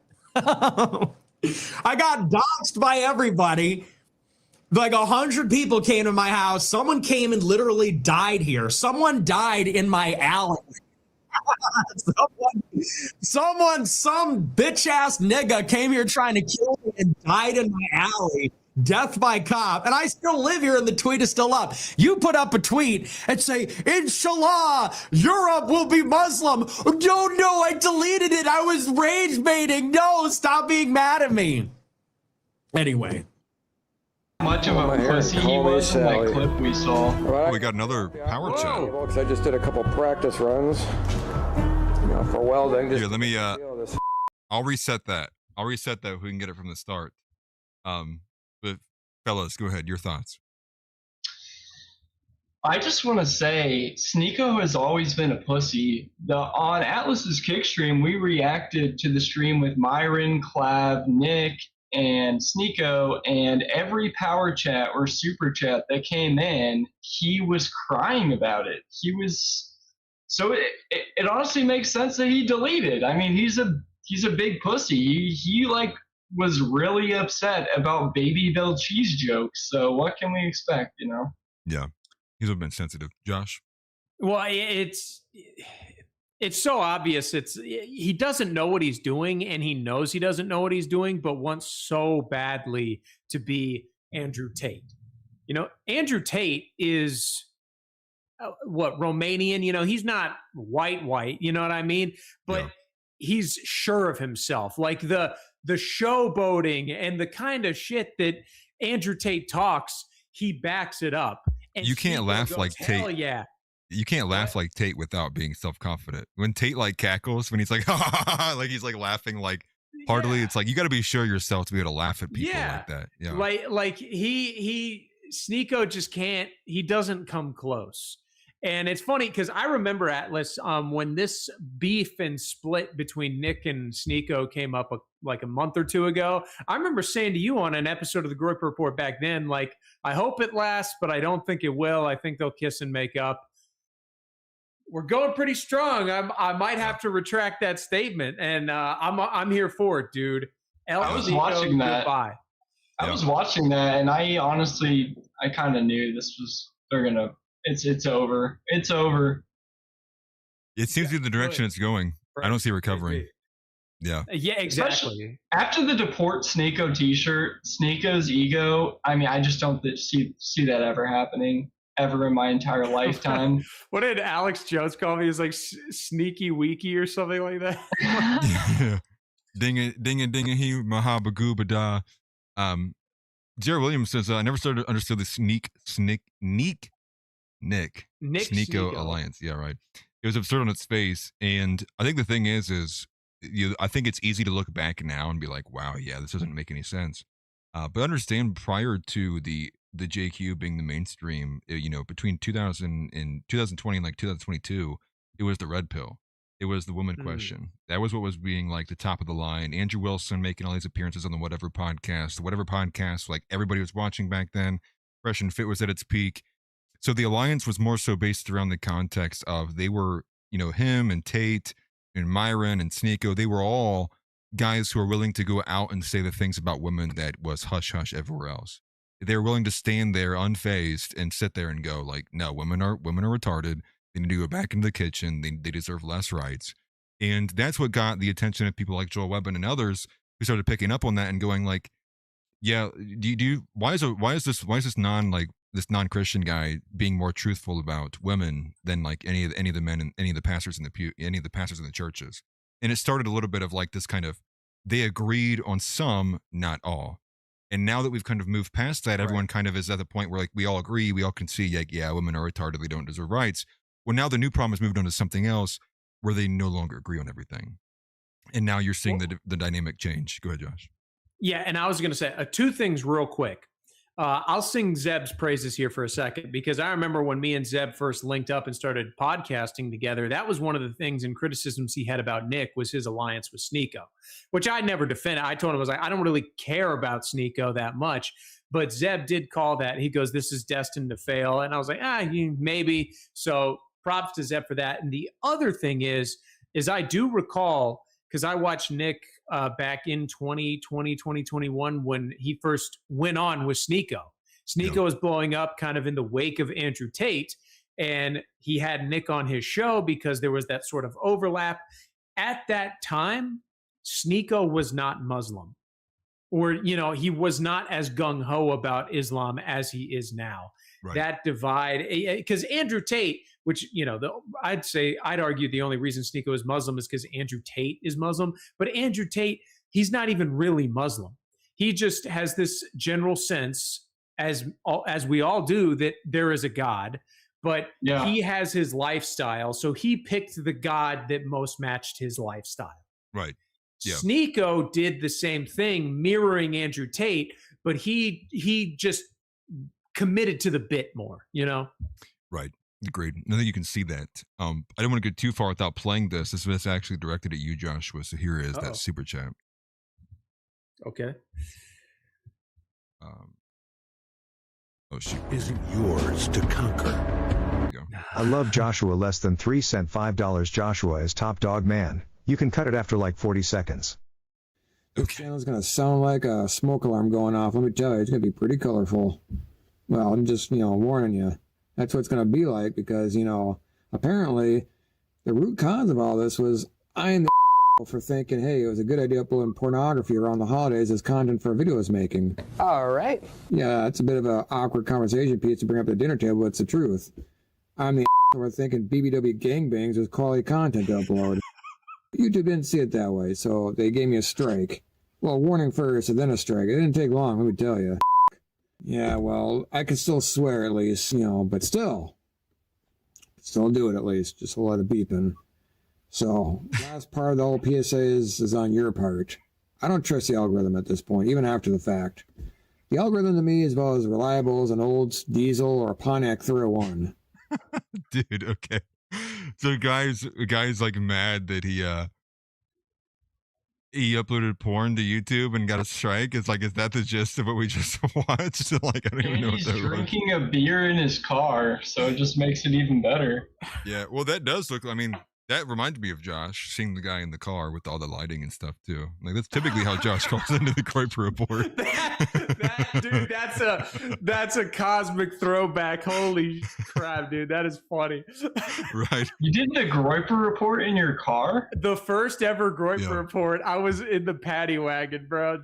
Oh, I watched the first one. I didn't remember. I was watching it with the audio on only because I was like at work. Yeah. And Hayden McDougal, woman propaganda, called in, and then you had to go because the whole stream was like messed up because you weren't prepared for 3 people. Yeah. So it's me in my car talking to woman propaganda when he was at the height of his popularity. Yeah. You know what I mean? And you were just gone. That first episode. It was brutal, dude. Show, dude. It was brutal. We basically settled on like some like roughshod, like I was in the corner like on screen, like Hayden was like the whole thing, and then you were in your car like on the other side. Like we tried to make it work. I actually haven't talked to I don't think I've talked to Hayden since that day. Actually, we follow each other, but I haven't talked to him since he got linked up with Compound Censored. The slap was brutal, man. The slap really did take a hit on him. And, I feel bad for him, too, because that was just, like, terrible situation. And wasn't like a fat Jew who did it? I don't think it was a Jew. It wasn't a Jewish. It was at the Republican convention or something, and he thought that woman propaganda or Hayden was, like, out there trying to disrupt. So he was drunk, and he came out there and just, like, slapped him. And then they made up after. William and Hayden like ran into Nick, which was super weird. And then they ran back and then they made up. It was really wasn't it like Nick with Sneako too at that point as well? Yeah. That's interesting. It's like a multiverse level thing going on there. It's so weird. Because it was in New York, I believe. Yeah. I believe they were in New York when that happened, which is just crazy that they were like walking down the sidewalk when that happened. No. It was that I think Nick was going to try to go into the event, but they didn't allow him. So he was like out in the area when that occurred, which makes sense why they ran into each other. That is a crazy throwback. I do want to say though, thank you very much for the power chat. Who was that? Smelly? I would imagine that was you, Smelly. Yeah, it was. You can tell by the chat. Real quick though, on that point, I do like Hayden a lot. He's I've met him in person. He's a really cool dude. It sucks that he's kind of had that fall from grace because of that. In the moment, I didn't think it was a big deal. To me, the person that rubbed me the wrong way was Virillium. Because you could forgive Hayden for being like dazed and confused after getting ham-handed by that guy. But Virillium was there and he did nothing. He just walked off. I didn't even know he was there, to be honest with you. Like, it's breaking news for me now that that Will Sexton was at the party. It was so embarrassing. Like, they were walking down the street after Hayden got snapped, and then Verillion sounded like the biggest bitch. He was like, hi, Nick. What's up, man? And then he just like kept Nick just like, okay, man, I have to go, and started walking down the road. It was like, dude, Verillion looked like such a pussy, even more than Hayden, which is crazy because he just got slapped. And Verillion is like 6 feet, and the dude who slapped Hayden was just as tall as he was, and Hayden's like 5'8" or 5'9". You know what I mean? Oh yeah. So I was like, dude, like Verillion pussied out, and he didn't even get slapped. Yeah. That's wild. Why do I have no recollection of Verillion being there? Can we pull up the clip? Yeah. Yeah, we should. Let me find it. Let me go and find this. What should I search? Woman propaganda slapped, I guess. Just look for the longer version, because that's going to show him walking up to Nick as well. Right, yeah. That should be it. 35-second one here? I think that might be it. I don't know. No. It does, and I can see Verillion in there. Okay, here it is. I don't know if this is the full one, but... Well, I can see Verillion in the back half of this one. Let me play this and switch it over. Here it is. Do the collab react on this one. That way everybody can see our reaction to this. You invited him to your fucking club. You gave him a ticket to the fucking club. Whoa! Okay, let's get the fuck out of here.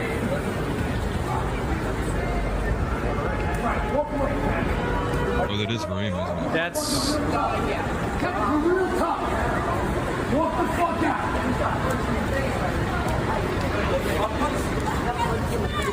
Oh, this isn't... Yeah, that's not the one. Oh, wait. That's Verillion right there. That's Sneako. Verillion. That's Nick, and that's Hayden. Yep. Yeah. Keep playing. Keep playing. It will get to the part. There's only like 6 seconds left. And then this other guy just slapped me across. Oh, there was a different video that Is showed there another them up one? close. Okay, Yeah, it showed them up close talking. Yeah, because it was a different angle. It was like more from the side. That one was from the back. Pause. But yeah, like that. You like that? Verillion. And like again, and honestly, even seeing it now, I'm like, okay, yeah, that's pretty bad on Hayden's part. I'll try to find it myself if you want to. Yeah, I'm not seeing another video. If you guys just want to talk right now, I'll try to find it. Yeah, go for it. I feel like I know what you guys are talking about, but while they do the research. Yeah, being that I don't know. Because I feel like whoever might have posted the long form version might not have been like a prominent account, which may make it impossible to find. It is, dude, and like finding anything on Twitter. It's brutal, dude. I can't stand it. It's so bad. Try and find it with a treasure map or something. It's so bad. You can find tweets easier by literally typing in the tweet on Google and then clicking on the link as it shows up. Yeah. I'm gonna try to find it on YouTube real quick. That's actually a good idea. It might be on YouTube. And Kempo's got the typewriter, dude. I could hear that thing. I could hear that thing if I was outside the room. I'm surprised he hasn't had to go like shink. You know, yeah, right. He's got to slide it back over. Yeah, reset the ink. I'm just kind of surprised that that's the first time I even noticed there was Verillion. I mean, congrats to him. It looks like he's definitely lost weight since this moment. That's for sure. Well, what's crazy, I didn't even notice until that clip just now that he was wearing like a tux and his shirt was untucked. Yeah. Nice. Yeah, which I think explains. I think I found it. Could you send it to me, DM? Yeah, one second. I'm gonna watch through it. I think I've said this to you before, Atlas, but like, regardless of all the stuff we know about Verillion, I don't trust anyone with rosy red cheeks like that to be anything besides like a baker. You know what I mean? Like, you belong in a pastry shop. You don't belong in a prominent position. He's said enough at this point that it's like I really think it's just his primary motive would be specifically like self-enrichment. Oh, I hate saying that about somebody, but I think I've seen enough at this point. Okay, I found it. I'm gonna send this over to you right now. Hold on. I'll Some just guys send it to you asking through me to Discord answer real his quick. question. I'm gonna throw this to you, Josh. Let me find it here. I sent it to you on Discord, by the way, Atlas. You can see it there. This is the question for you, Josh, or for all of us, but I'm going to make Josh answer it first. It says, how can a society enforce morals and duty without God? With guns. That's how. Nah, but I get what you're saying, and you can't. And that's the thing is, it's like all mankind is built with a God-shaped hole in their hearts. This idea, I remember because, especially you, Capo, you're 24, so maybe you don't remember it as much, but Atlas, you definitely would. The early 2000s were like the year of the grandstanding atheist, you know what I mean? And like these Ricky Gervais, all this kind of stuff where it's like, oh, we've moved beyond God. It's the prime directive from Star Trek or some crap like that. I remember seeing that in like the 2010s. Yeah, exactly. The like Richard Dawkins, the I hecking love science bullcrap. But it's so funny because it's like that burned out so quick, and it's obvious to see why. It's like, because it's just, there's nothing there. Like people need God, and and society does as well. But I get the nature of the question. Yeah, Geoverse, are you new here? We are first time watching. Yeah, we're Christian nationalists here. I would go so far as say Christian. Capitalize that G next time, or I'm coming. Christian fascists. Yeah, Christian fascists. Yeah, isn't that what Matt Walsh labels himself as too?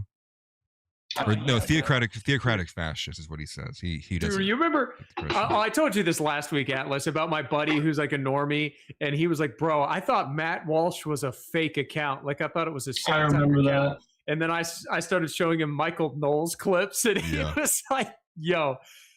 You know how me and your conversations go? I swear this happened almost the last 3 times. Josh will call me and he's like, "Hey man, I gotta we'll have we'll try to have like a short conversation." Next thing you know, I'm like, "Dude, it's been 2 hours." I'm like, "Dang it, we had another 2 hour like debate on like Catholic theology and like Mary." It's like 2 hours later, it's like, dude, we didn't even, and then we don't even address why you even called me. Why you even called in the first place. I remember that. Yeah, that happened recently. Yeah, I've been thinking about a lot about that conversation since we last spoke. Yeah. Well, I think it's evident that there's obviously a lot of movement going on, both on the political front and on the Christian front too. But Capo did send in the clip here. This is the longer, like 3-minute version from Accumulated Thoughts on YouTube. I'll put it up for you guys to see. The end of it is just him taking a picture with the guy who slapped him. So you'll be able to see once he runs up to Nick in this one. Word. This is the full video. All right, here we go. You invited him to your fucking club. You gave him a ticket. Whoa. Okay, let's get the fuck out of here.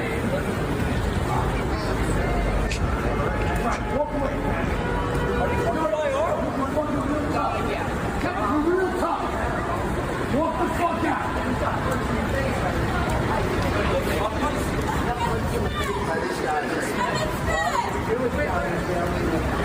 He's putting the IR though.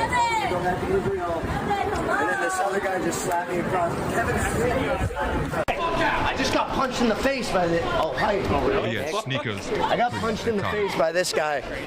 Well, this Jewish guy was yelling, "Everyone's a Nazi," and then I told him to go back to Israel. 5'5". And then this other guy just slapped me across. Kevin Smith was slapping me across TikTok. Will, nice to meet you. Yeah, nice to meet you. What's going on? Good to meet you. Are you okay? I literally just got my shit reset. Fuck, he hit me hard. That guy's from the IR. I don't know why you doing here. He hit me. I was just hanging out. You're Cagnito. Yeah. Jeez. That's crazy. So maybe we shouldn't. Wasn't he? Yeah, why don't we? I thought he was with the IR. He just hit me. Oh, you're the one. Oh, it's okay. It's okay. Let's get a bit. I need a redemption picture. I just want to be clear. He pulled up on me. He goes, "Mario, I think I made a mistake." I'm like, "What happened?" I'm so fucking sorry. Like, no, it's okay. No, Yeah, and they made up after that. Dude, because wasn't it the fact that the guy who slapped him thought he was saying something different or something like that? No, he thought that he was a protester outside of the event. Oh, he thought he was a liberal. Yeah. Yeah, I mean, without trying to take shots, it's a little bit of like or a loss, right?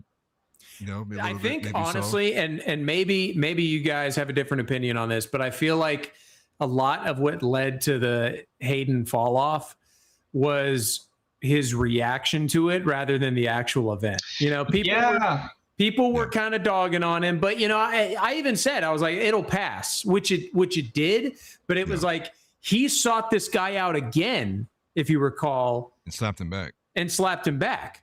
Yeah. He also went on Gavin McGinnis's podcast, and it was like really awkward right after the slap. I was watching it. It was so awkward because Hayden kept bringing it up again and again. And Gavin was like, okay, man, let's just move on. Let's talk about the next topic. And he was just repetitively like basically trying to regain his aura, but it was so awkward that it was like, okay, bro, this just makes it 10 times worse. It's like the guy who it's like the guy who visits the scene where like he wrecked his bike before he lost his leg. And he's like, you know, what could have been, dude. It's like, but there's no going back, dude. It's like that. Because like I'm still in his Discord and they're still like doing well. And he's a good dude. I you know, I hope he's doing all right. I should reach out. I need to reach out to him again. Yeah. I've not seen much of him since he went with Compound Censored. That's kind of basically where I kind of lost contact with him. We still follow each other. I have so many mutuals on X. I need to use X more often for actual purposes or beyond trying to deport Sneako from afar, I guess. You know, has some more realistic usages to it. But do want to say we are a little bit over. We're about 10 minutes past, but I'm still okay. Was there any other clip burning a hole in someone's pocket you'd like to go to that we did not touch already? I have one. Where is it? The Love Island one. The Love Island one, that can be the last one. That one was so funny about relationships because it's so true. Every girl I've ever dated, it's like, yeah, we pretty much just like watch Netflix and stay in bed all day. It's so that gay. One was good. Wednesday, third down. All right, let's do it. Here we go. Let me clean up some of the tabs real quick first. But here we go. We're good. The next season of Love on the Spectrum. It's a good chance to show that you're more than just...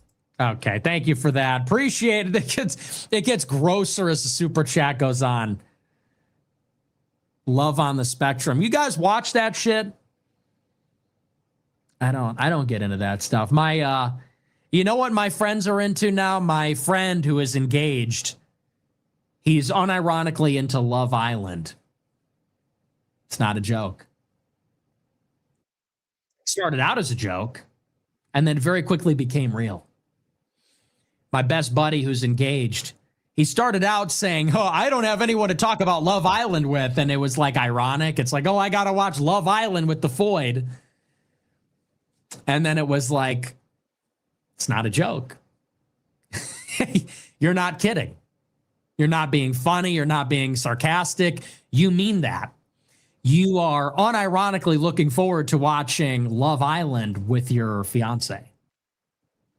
And you like that shit. Who the fuck are you? I can't play Fortnite. I got to watch Love Island with my fiance, which I'm unironically really into and rooting for certain contestants. I'm like,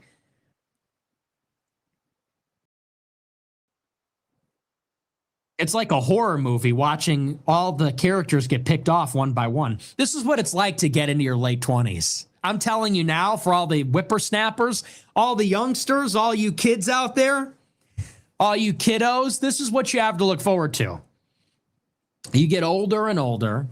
You cross that threshold of like age 25, 26, and then one by one, they fall. One by one, they get picked off. Like the Predator movie, they just get, and they're just gone. And all those niggas that were on the game, all those niggas that were in the group chat, in the Discord server, they're just gone. And it's not like they're really gone. Of course they exist, but they are just in another world. They're in the world of board game and wine night. Oh, me and my wife and all of our other couple friends are going to play a board game and drink wine. They're watching romantic reality TV shows all the time, doing other nonsense. And you go, what the fuck happened to you? What the fuck happened? Used to be so cool. Used to be alive. Used to be so vivacious. You were filled with life. You were funny. We hung out all the time. We stayed up all night. And now look at you. I don't even recognize you. The fuck happened? So it's sad. And you realize, and then you realize you either join them or it just gets sadder and sadder. You have to join them. You have to get married, because if you don't, then you're the loser. Then you're Uncle Buck. Then you're the loser that's still gaming all night into adulthood. And, it's just not good. So it's just no winning. Enjoy it while you can. That's what nobody tells you. Because I thought to myself, well, I just won't get married right away, or maybe even at all. I just thought to myself, I really have no interest in that. I'll just abstain from that. Oh, you do your thing, I'll do my thing. I'm going to be hanging out. You go and do that. But what nobody tells you is that it's like everything affects everyone else. It's sort of like if you build a society dependent on cars, you have to drive a car. You can't opt out. Same thing. It's like if all your friends are getting married, you can't opt out. It changes your world too. Now they're all wages and life. They're wagey from 9 to 5.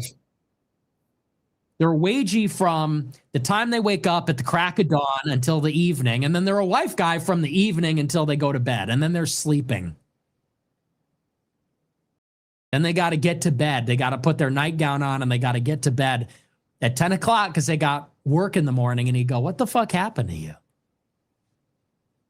Let's run the fucking op, bro. Let's night.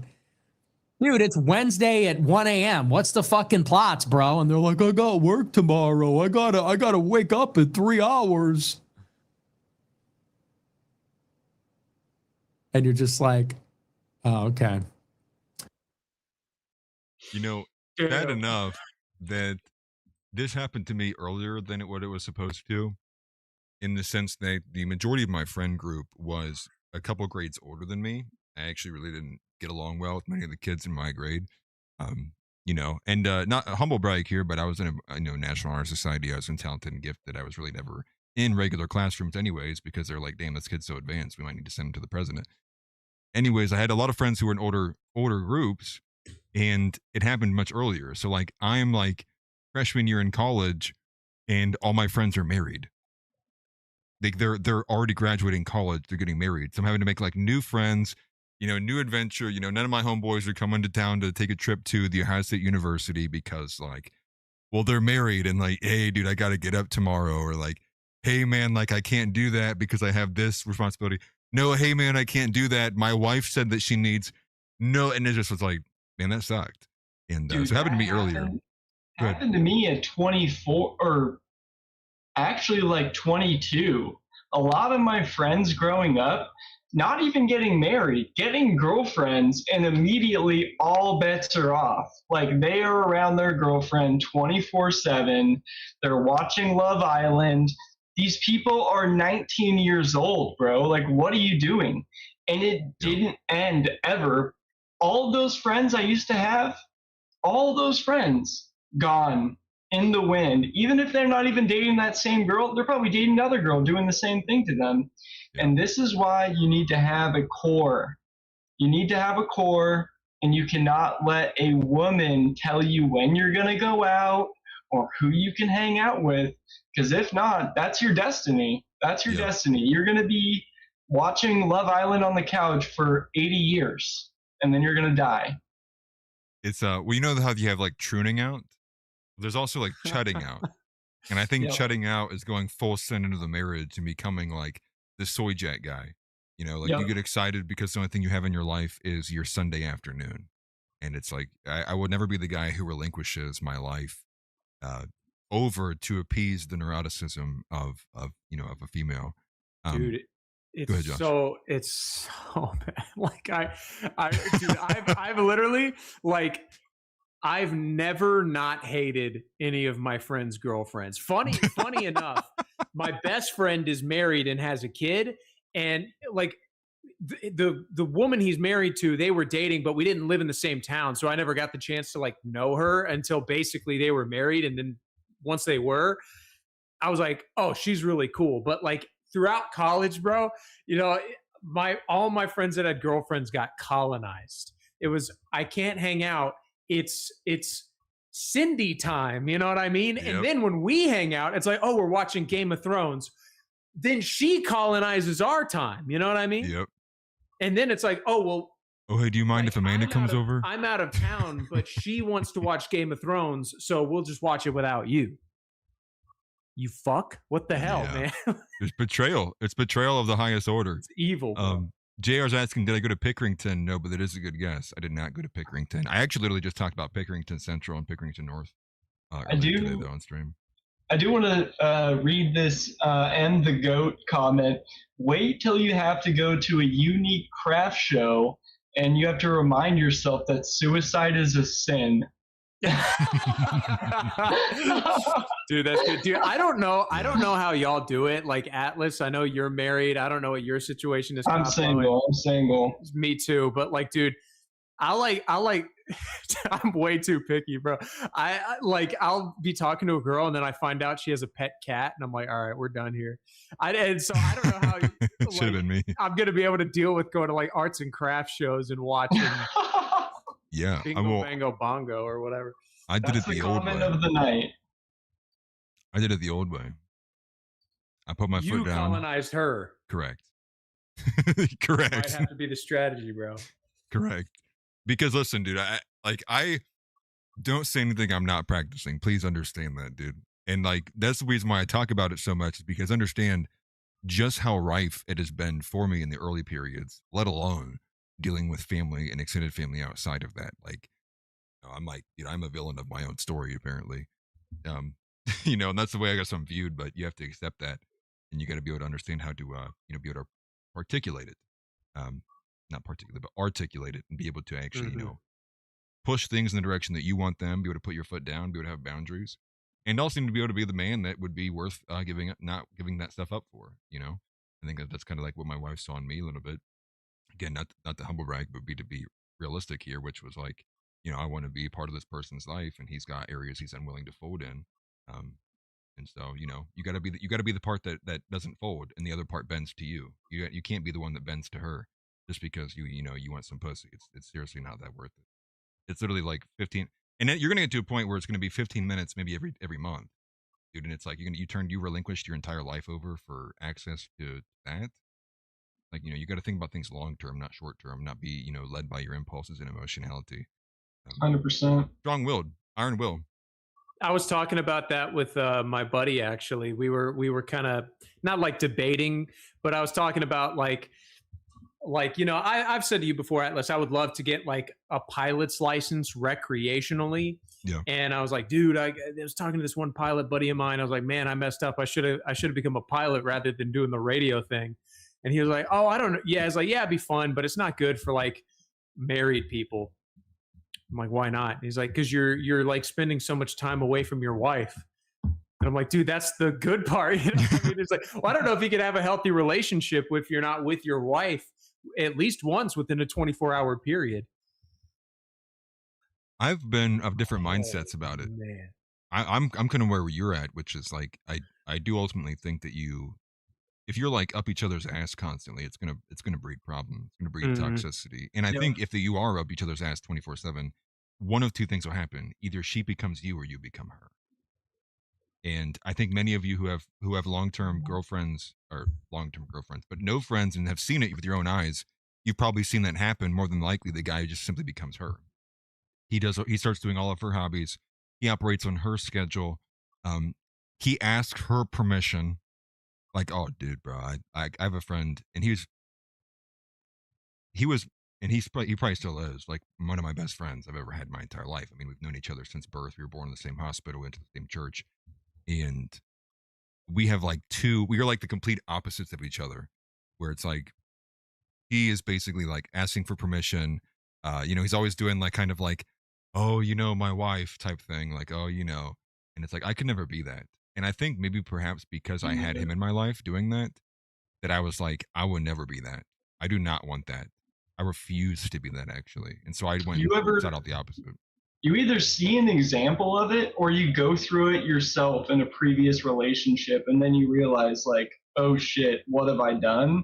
And that's what happened to me, man. I dated a girl, it happened to me, and then after I broke up with her, it was rough, you know, she's trying to get back with me and everything, but I put my foot down and be like, nope, I am not going back to that. And I actually have to find someone who's willing to just submit. I'm not going to be submitting to anyone ever again.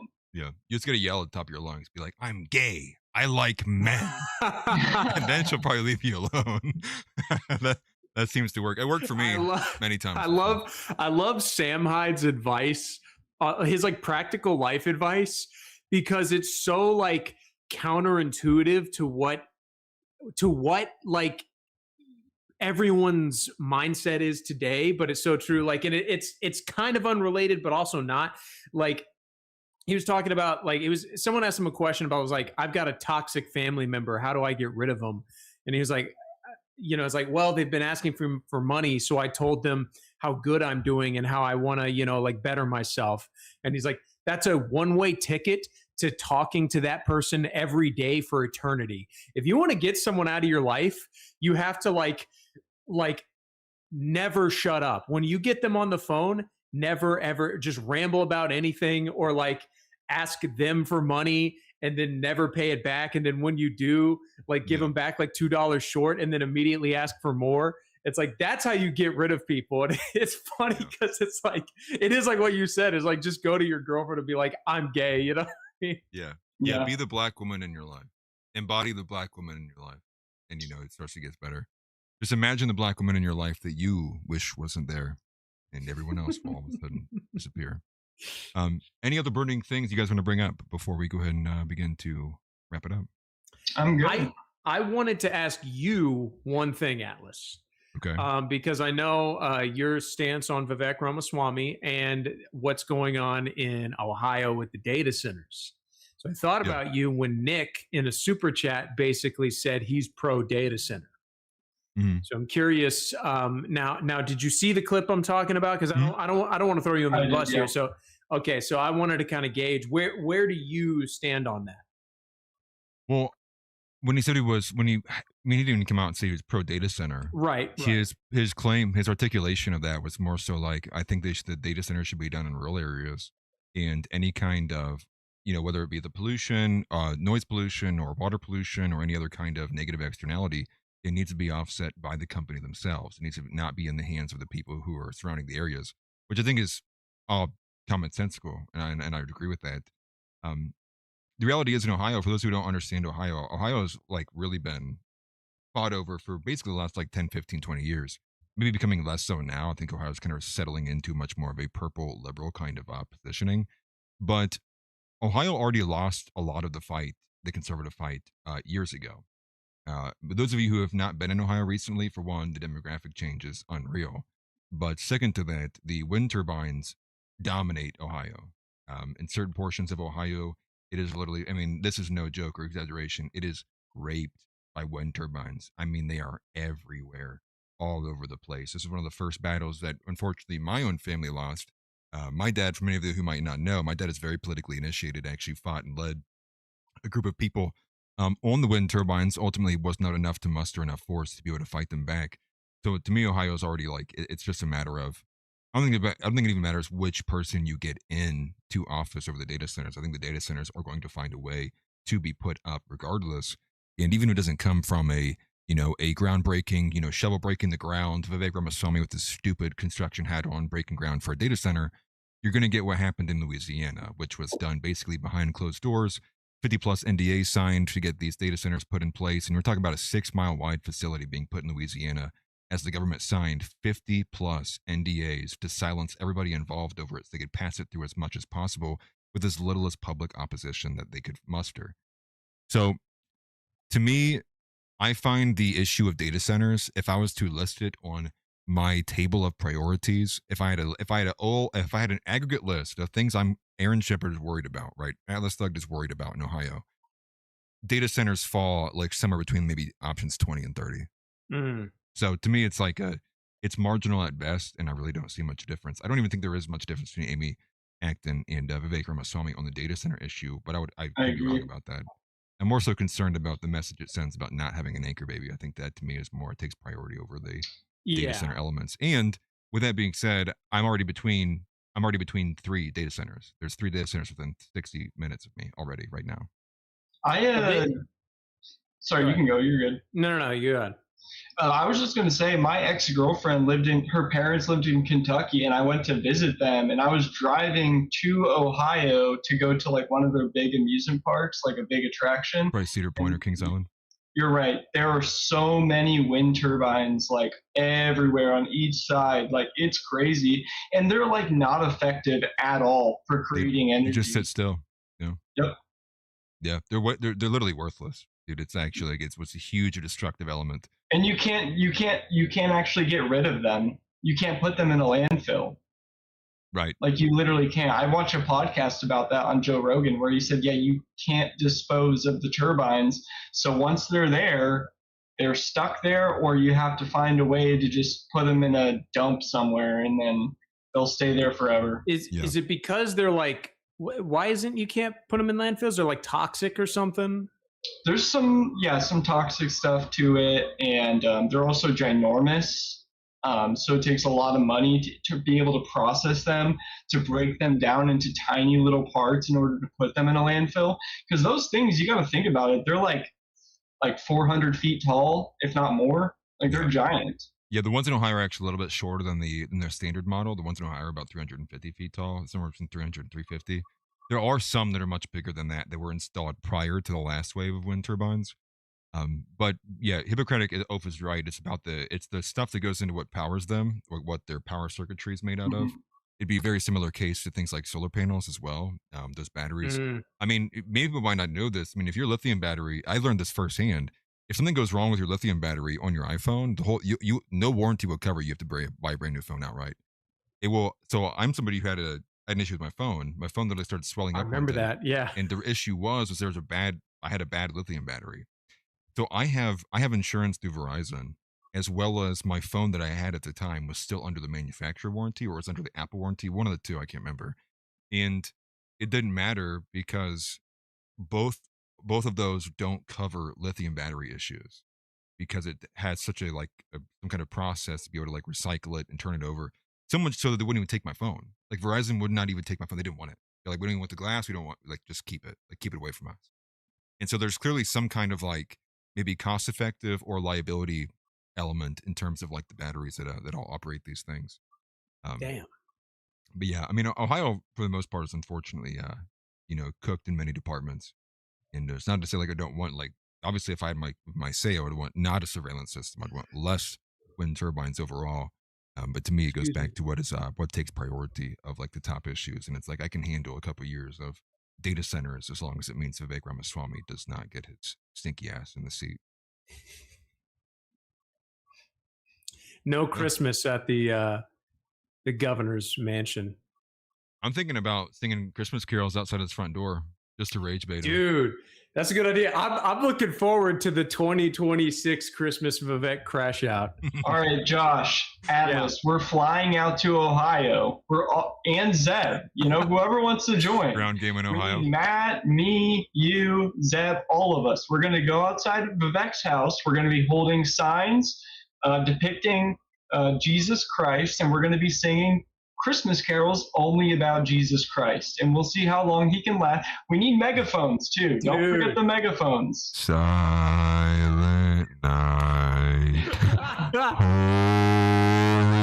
night. Like, dude, you can see him like he's like starts sweating. He's like he's gonna start like we gotta pick one Christmas song. You know what I mean? Like, it's like a. Just on a repeat. I've seen Sopranos, but like when he parks his boat outside the guy's house and like just puts speakers on it to like drive him crazy playing music. Dude, that's so good. Yeah. I mean, the data center thing is still, I think it's what I guess I would say in a more broader language though, for everybody else to worry about in their own states and overall, is the fact that I think data centers, it's not going to be a matter of which politician you're pushing for. And again, I would for those who might have access to it in the Discord, check through our dissident news feed. I believe House is the one that put the article in there, but it goes to length. It does a little bit of an expose going all the way back to 2024 about how secretive this Meta data center was. I mean, we're talking about a 6-mile wide facility, right? This is not like a small data center. We're talking about a 6-mile wide facility, was basically done, sealed, and ground broken before anybody in the public knew about it. And they go to length to explain, like, I mean, you even have like quotes and comments in there from, I believe, the governor at the time, who was literally telling his employees, if I find out you leaked this, I'll fire you. Like, because the governors were obviously receiving like some kind of, mutual benefits from this too. Right. And, and even worse than that, it was like the liability was also like all removed. It's like if it falls through and it ends up like becoming like a big, they have to like remove it or something like that. Meta actually has none of the liability. All the liability falls under the secondary investment company named Entergy, Entergy.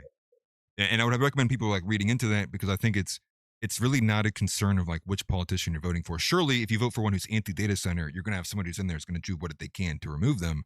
But I think it's very clear and obvious that there's all this backdoor stuff going on for the data centers. And even beyond that, I think we're in a position now anyways where the federal is concerned about the AI battle going on between both all the companies in our country and the cost battle that's going on, and as well as China in this kind of broader AI war. And I think we had Mello on a couple weeks ago who talked about this with the Kimi model kind of outperforming the rest of the American models pretty quickly. And a lot of the reason inside of that is because of their ability to actually allocate the structure and usage of their energy grids, whereas in America, we live in a much more of a free market facility. It's not as much authoritarian, so they can't just dictate who gets power, who doesn't, and how much they can have. And so because of that, there's some reasons why America's AI companies are beginning to lose and fall, beginning to descend in comparison to some of these high-performing Chinese models, and some of that goes down to energy cost. So I think if the government views this battle of AI as a national security threat, they will ultimately probably not care what the people think. They're going to use a national security threat as the reason to force them through anyways. And I think that might be the trajectory we're on regardless. And I guess I'll answer this one last question before we go ahead and sign off. JR says, Atlas, you mean data centers writ large or just the state political race? I would place it as a top 5 concern that could lead to a supply crisis, food, water, energy in the years to come. Ultimately, as from what I've seen, it is not the water thing in particular. So the majority of the models, a lot of the models now don't have these systems, but from what I've been reading, is that a lot of the newer models, the water pollution is not anything to be concerned about, because they are building them in closed systems. It's like closed air systems, which means they only use the same amount of water, and it just recycles itself, and then it will have no effect on the neighboring water around it. In terms of energy, though, that will be the issue to be concerned about. But again, from what I just said, I would imagine the cost is going to be put on people. I mean, and you might be like me and everybody else, that it's summer, but many of you might have noticed your electric bills have been pretty excessive here lately too. And I think a lot of that is because there's already a slowly shifting of cost towards that to get more of the cost to go on the people and less on the actual infrastructure upholding and sustaining the entire thing, i.e. what feeds into the data centers too. But with that, I think we kind of covered it all. I appreciate you guys all for being here. Sure. Precious King, as always. Capo, want to shout anything out?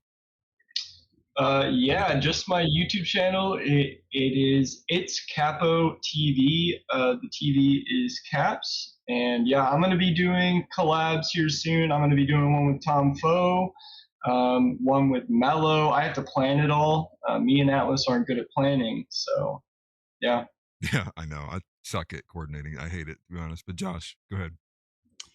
All I have to say is I had a great time. I enjoyed, of course, Atlas as always. Capo, it was great to actually finally meet you. It was great having you on the show. It was a ton of fun, and I love you, smelly balls. Hey, huge. We all love smelly balls, as long as those balls are white. They're brown, by the way. They are. That's funny. The Weeknd. That's funny. That's right. The Weeknd. Basil, if he was skinny. All that good stuff. We appreciate you guys. Good to see you as always. And tomorrow I'll be doing a bit of desktop stream before turning into a gaming stream tomorrow. So tune in for that. And I would imagine Kappa will be there too. So I will see you all there on Kick. And without further ado, you guys have a good rest of your night. We will see you next time. Take it easy. Where do you stand politically? Give us your political ideology. Okay, I can say anything I want. Yeah, bro. Say yeah. Rumble. I don't know, the day-to-day stuff, I'm like, yeah, more bullshit. Another white girl got stabbed to death? Of course she did. What do you expect? For my politics, I just watch America First with Nick Fuentes. Okay. I consider myself a Groyper. Sometimes I just wait to hear Nick's take to make sure I have the right take before I make videos, you know?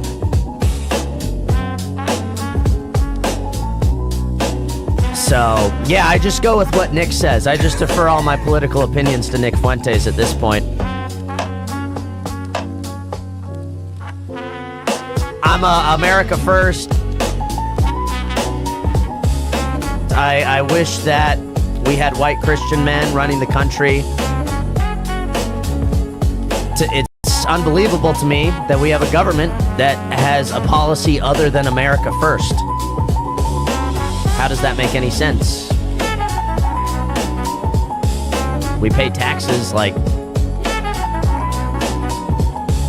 use our taxes to benefit the country that we live in.